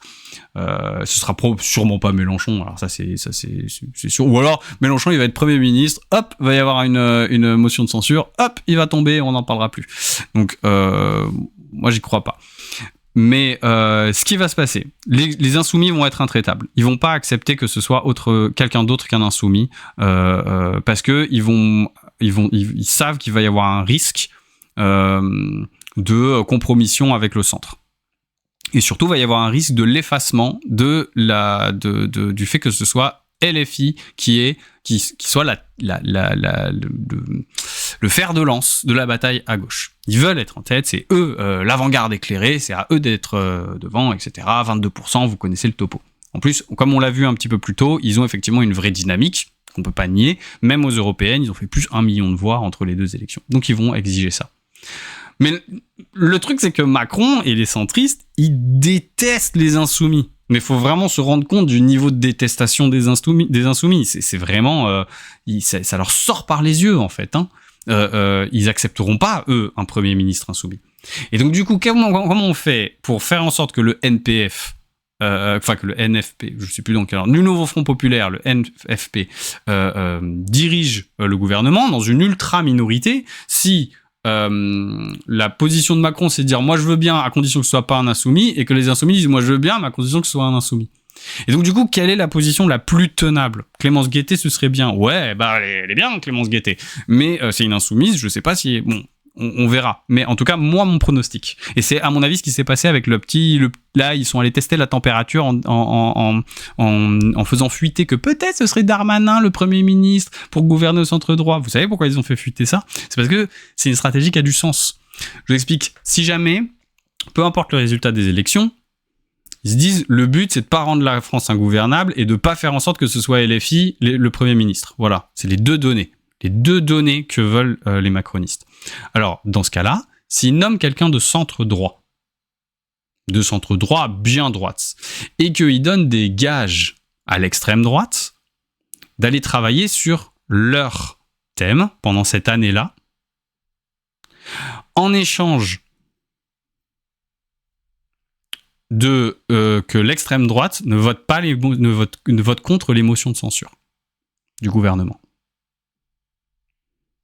Parce qu'il ne faut pas oublier un truc, c'est que les macronistes et le RN, sur certains sujets, sur beaucoup de sujets économiques et sociaux, ils votent ensemble. Et donc du coup, ça peut parfaitement être discuté en sous-main, là, en coulisses, que le deal, c'est que la politique qui sera menée par le centre droit, ce sera une politique RN compatible, si jamais le RN n'en demande pas trop, et que en échange, le RN reste pour des gens raisonnables, qui ne veulent pas que la France sombre dans le chaos, ou pire, l'extrême gauche, et que du coup, ils ne voteront pas les motions de censure. Je rappelle qu'une motion de censure, il faut qu'elle ait 289 députés qui votent pour, ce que n'a pas la gauche. Elle n'a pas 289 députés pour faire tomber le gouvernement. Si le Rassemblement national ne vote pas les motions de censure, le gouvernement ne tombe jamais. Ça, c'est un calcul. Ça, c'est un calcul qui est intéressant pour le centre. Il se dit, ok, si jamais je table sur un gouvernement de centre-droite bien de droite, je donne des gages, je mets des gens de LR bien remontés comme il faut, et on fait qu'une politique bien de droite. Le deal, il peut être fait, hein. Ça marche. Structurellement, faut pas oublier que Macron et Attal et machin, etc., ce sont des personnes qui vont utiliser tout le mécanisme de l'appareil d'État. Pour eux, la légitimité politique provient du fait que l'on respecte les institutions. C'est tout. C'est ça. À partir du moment où ils vont faire une dinguerie complètement antidémocratique, genre un truc même contre tout le monde, mais c'est légal. Ils peuvent le faire, institutionnellement parlant. Et ben ils le font. Et ensuite, ils viennent dire, mais écoutez, vous ne pouvez, c'est la République, voyons. Et le RN, souvent, ça lui va. Hein. Il dit, oh oui, vous avez un peu joué avec les institutions. Et puis, à mon avis, ils prennent des notes parce qu'ils savent très bien que quand ils seront au pouvoir, ils vont faire la même chose. Donc, du coup, ça les gêne pas d'utiliser les institutions pour pouvoir gouverner uniquement selon leur propre point de vue. Ça les dérange pas particulièrement. Et donc, institutionnellement parlant, structurellement parlant, ça, le fait de mener une politique de droite, en mettant une personne type Darmanin, pas mal de LR et des macronistes, de promettre, entre guillemets, au RN, enfin de n'avancer que des projets de loi. Le RN, il votera pas une motion de censure directe comme ça. Il fera pas genre, allez, putain, parce qu'ils savent très bien qu'on peut pas dissoudre. Et donc, du coup, qu'ils peuvent pas retourner aux urnes. Que du coup, ils peuvent pas gouverner. Ils le savent. Ils sont pas bêtes, le RN. Ils savent qu'ils peuvent pas gouverner dans les conditions actuelles. Ils en sont parfaitement conscients. Donc, c'est quoi, eux, leur logique? C'est de continuer le système, puisque le système les nourrit. Donc, pour eux, ça leur va, en fait. Ça leur va, si le centre continue. Et donc, du coup, il peut y avoir un espèce de jeu qui va se mettre en place là-dessus, où, en gros, le RN va jouer au... Non, faites un truc plus d'extrême droite, s'il vous plaît. Sinon, on vote la motion de censure. Et avec les macronistes qui font « Oh, voyons !»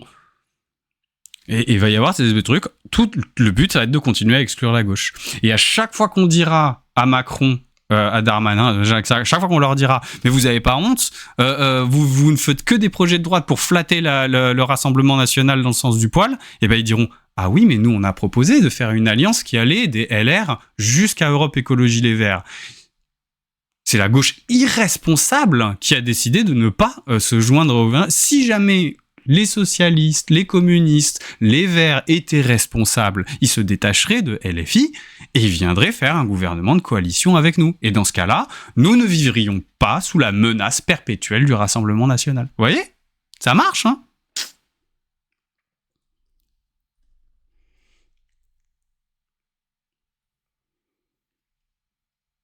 Ah bah comment justifier de remettre un macroniste ? Vraiment, hein, c'est juste, il faut protéger les institutions du chaos. Il faut la stabilité. Il faut pas qu'il y ait des émeutes dans les rues. C'est tout, il n'y a pas besoin. Faut pas oublier un truc, c'est que le fait de nommer un Premier ministre du groupe majoritaire de l'Assemblée, en France, c'est pas une obligation. On est dans un régime semi-parlementaire, dans un régime semi-présidentiel. Le président, il peut faire venir Premier ministre qui veut, hein. Jean Castex, il était pas à l'Assemblée, il était pas encarté à Renaissance, il était rien du tout au moment où il a été nommé. Donc il y a pas du tout nécessité structurelle pour le pouvoir là de nommer quelqu'un de gauche. Alors je pense que dans un premier temps, ils vont essayer en fait ce qu'ils veulent c'est fracturer le Front populaire. C'est ça qu'ils veulent d'abord, hein. Ils attendent, ils se disent oui, si on fracture, si on joue la montre, qu'on les laisse s'entretuer assez rapidement, on va pouvoir dégager, on va pouvoir fracturer le NPF et récupérer. Voilà, faut pas oublier que LFI, c'est un peu moins de 80 sièges dans le NPF, donc ça veut dire qu'il y en a une bonne centaine.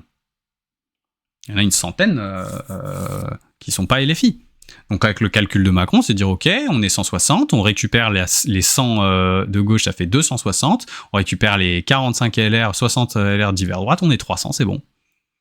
On peut faire 100 LFI et 100 le RN. C'est ça leur objectif numéro 1. Objectif numéro 2, si jamais le NPF est intransigeant sur la question, ils joueront la stratégie, ok, alors on gouverne à droite, et le RN, on compte sur le fait qu'ils voteront pas les motions de censure.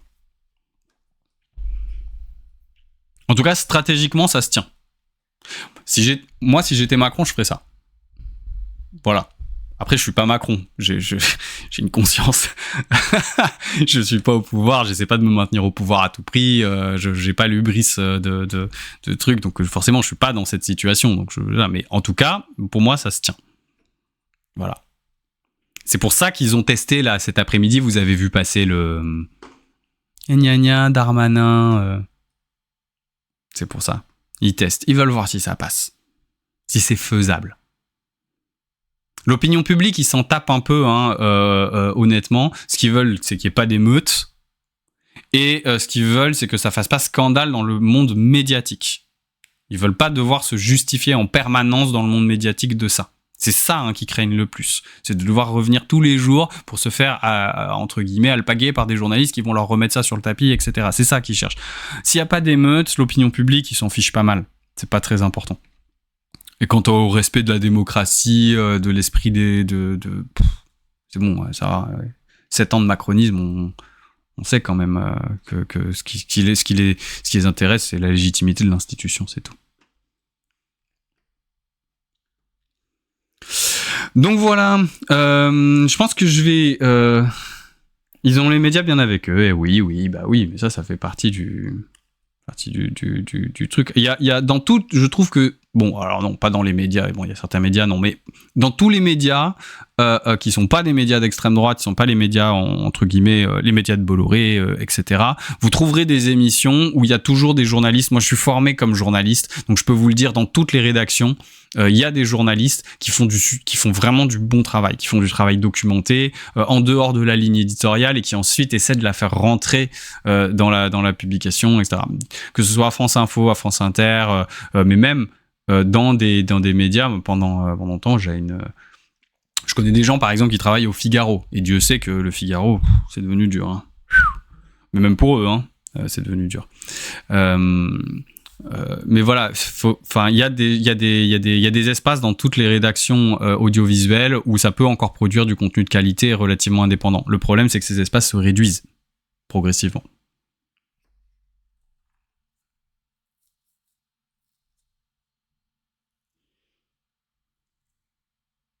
Ah oui, c'est vrai, demain c'est l'Arcom. Au revoir. Merci Oamgui, merci d'être passé. Promis, à la prochaine. De toute façon, prochaine vidéo. Donc je vous l'ai dit dans l'ancien stream, ça y est, elle est scriptée, elle est normalement elle sera prête pour avant les JO. Ce sera la baignade en scène, la baignade urbaine. On va parler de ça juste avant les JO. Et ensuite, je verrai, parce que normalement je serai plus sur Paris. Je serai en vacances. Je sais pas si je streamerai cet été. J'ai le droit, je vais me reposer à un moment. Voilà. Mais en tout cas, on se retrouve très vite pour la vidéo sur la baignade. J'essaye de m'améliorer sur les réseaux sociaux. Je vous avoue que c'est pas mon truc de discuter. Finalement, Twitch, c'est pas mal. Je préfère plutôt que Twitter. Va falloir que j'ouvre un compte Instagram à un moment pour pouvoir faire des trucs dessus. Et vous avez peut-être remarqué que j'ai commencé à financer la chaîne YouTube. J'ai ouvert le financement de la chaîne YouTube, et je pense que dans pas très longtemps, je vais ouvrir un financement participatif, principalement pour pouvoir me trouver un monteur et quelqu'un qui va m'aider sur cette partie-là, un peu logistique, com, etc.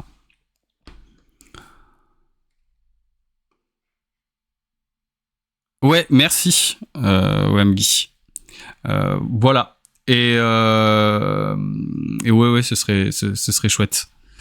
Et puis voilà, donc restez connectés. On va pas gâcher notre plaisir d'avoir vu le visage de ces adhérents du Rassemblement national devant vraiment leur déception au moment de l'annonce. Vraiment, on va apprécier ce moment. Et puis on va retourner au travail. Voilà. On va tous retourner au travail. Bonne nuit, c'était chouette. Et puis à bientôt sur l'Argumentarium. Ciao, je change de truc, je me remets en... Voilà. Merci beaucoup d'avoir été là. Vous avez été nombreux, beaucoup plus nombreux que la première fois, hein. Ah, merci. Tout le seum de droite.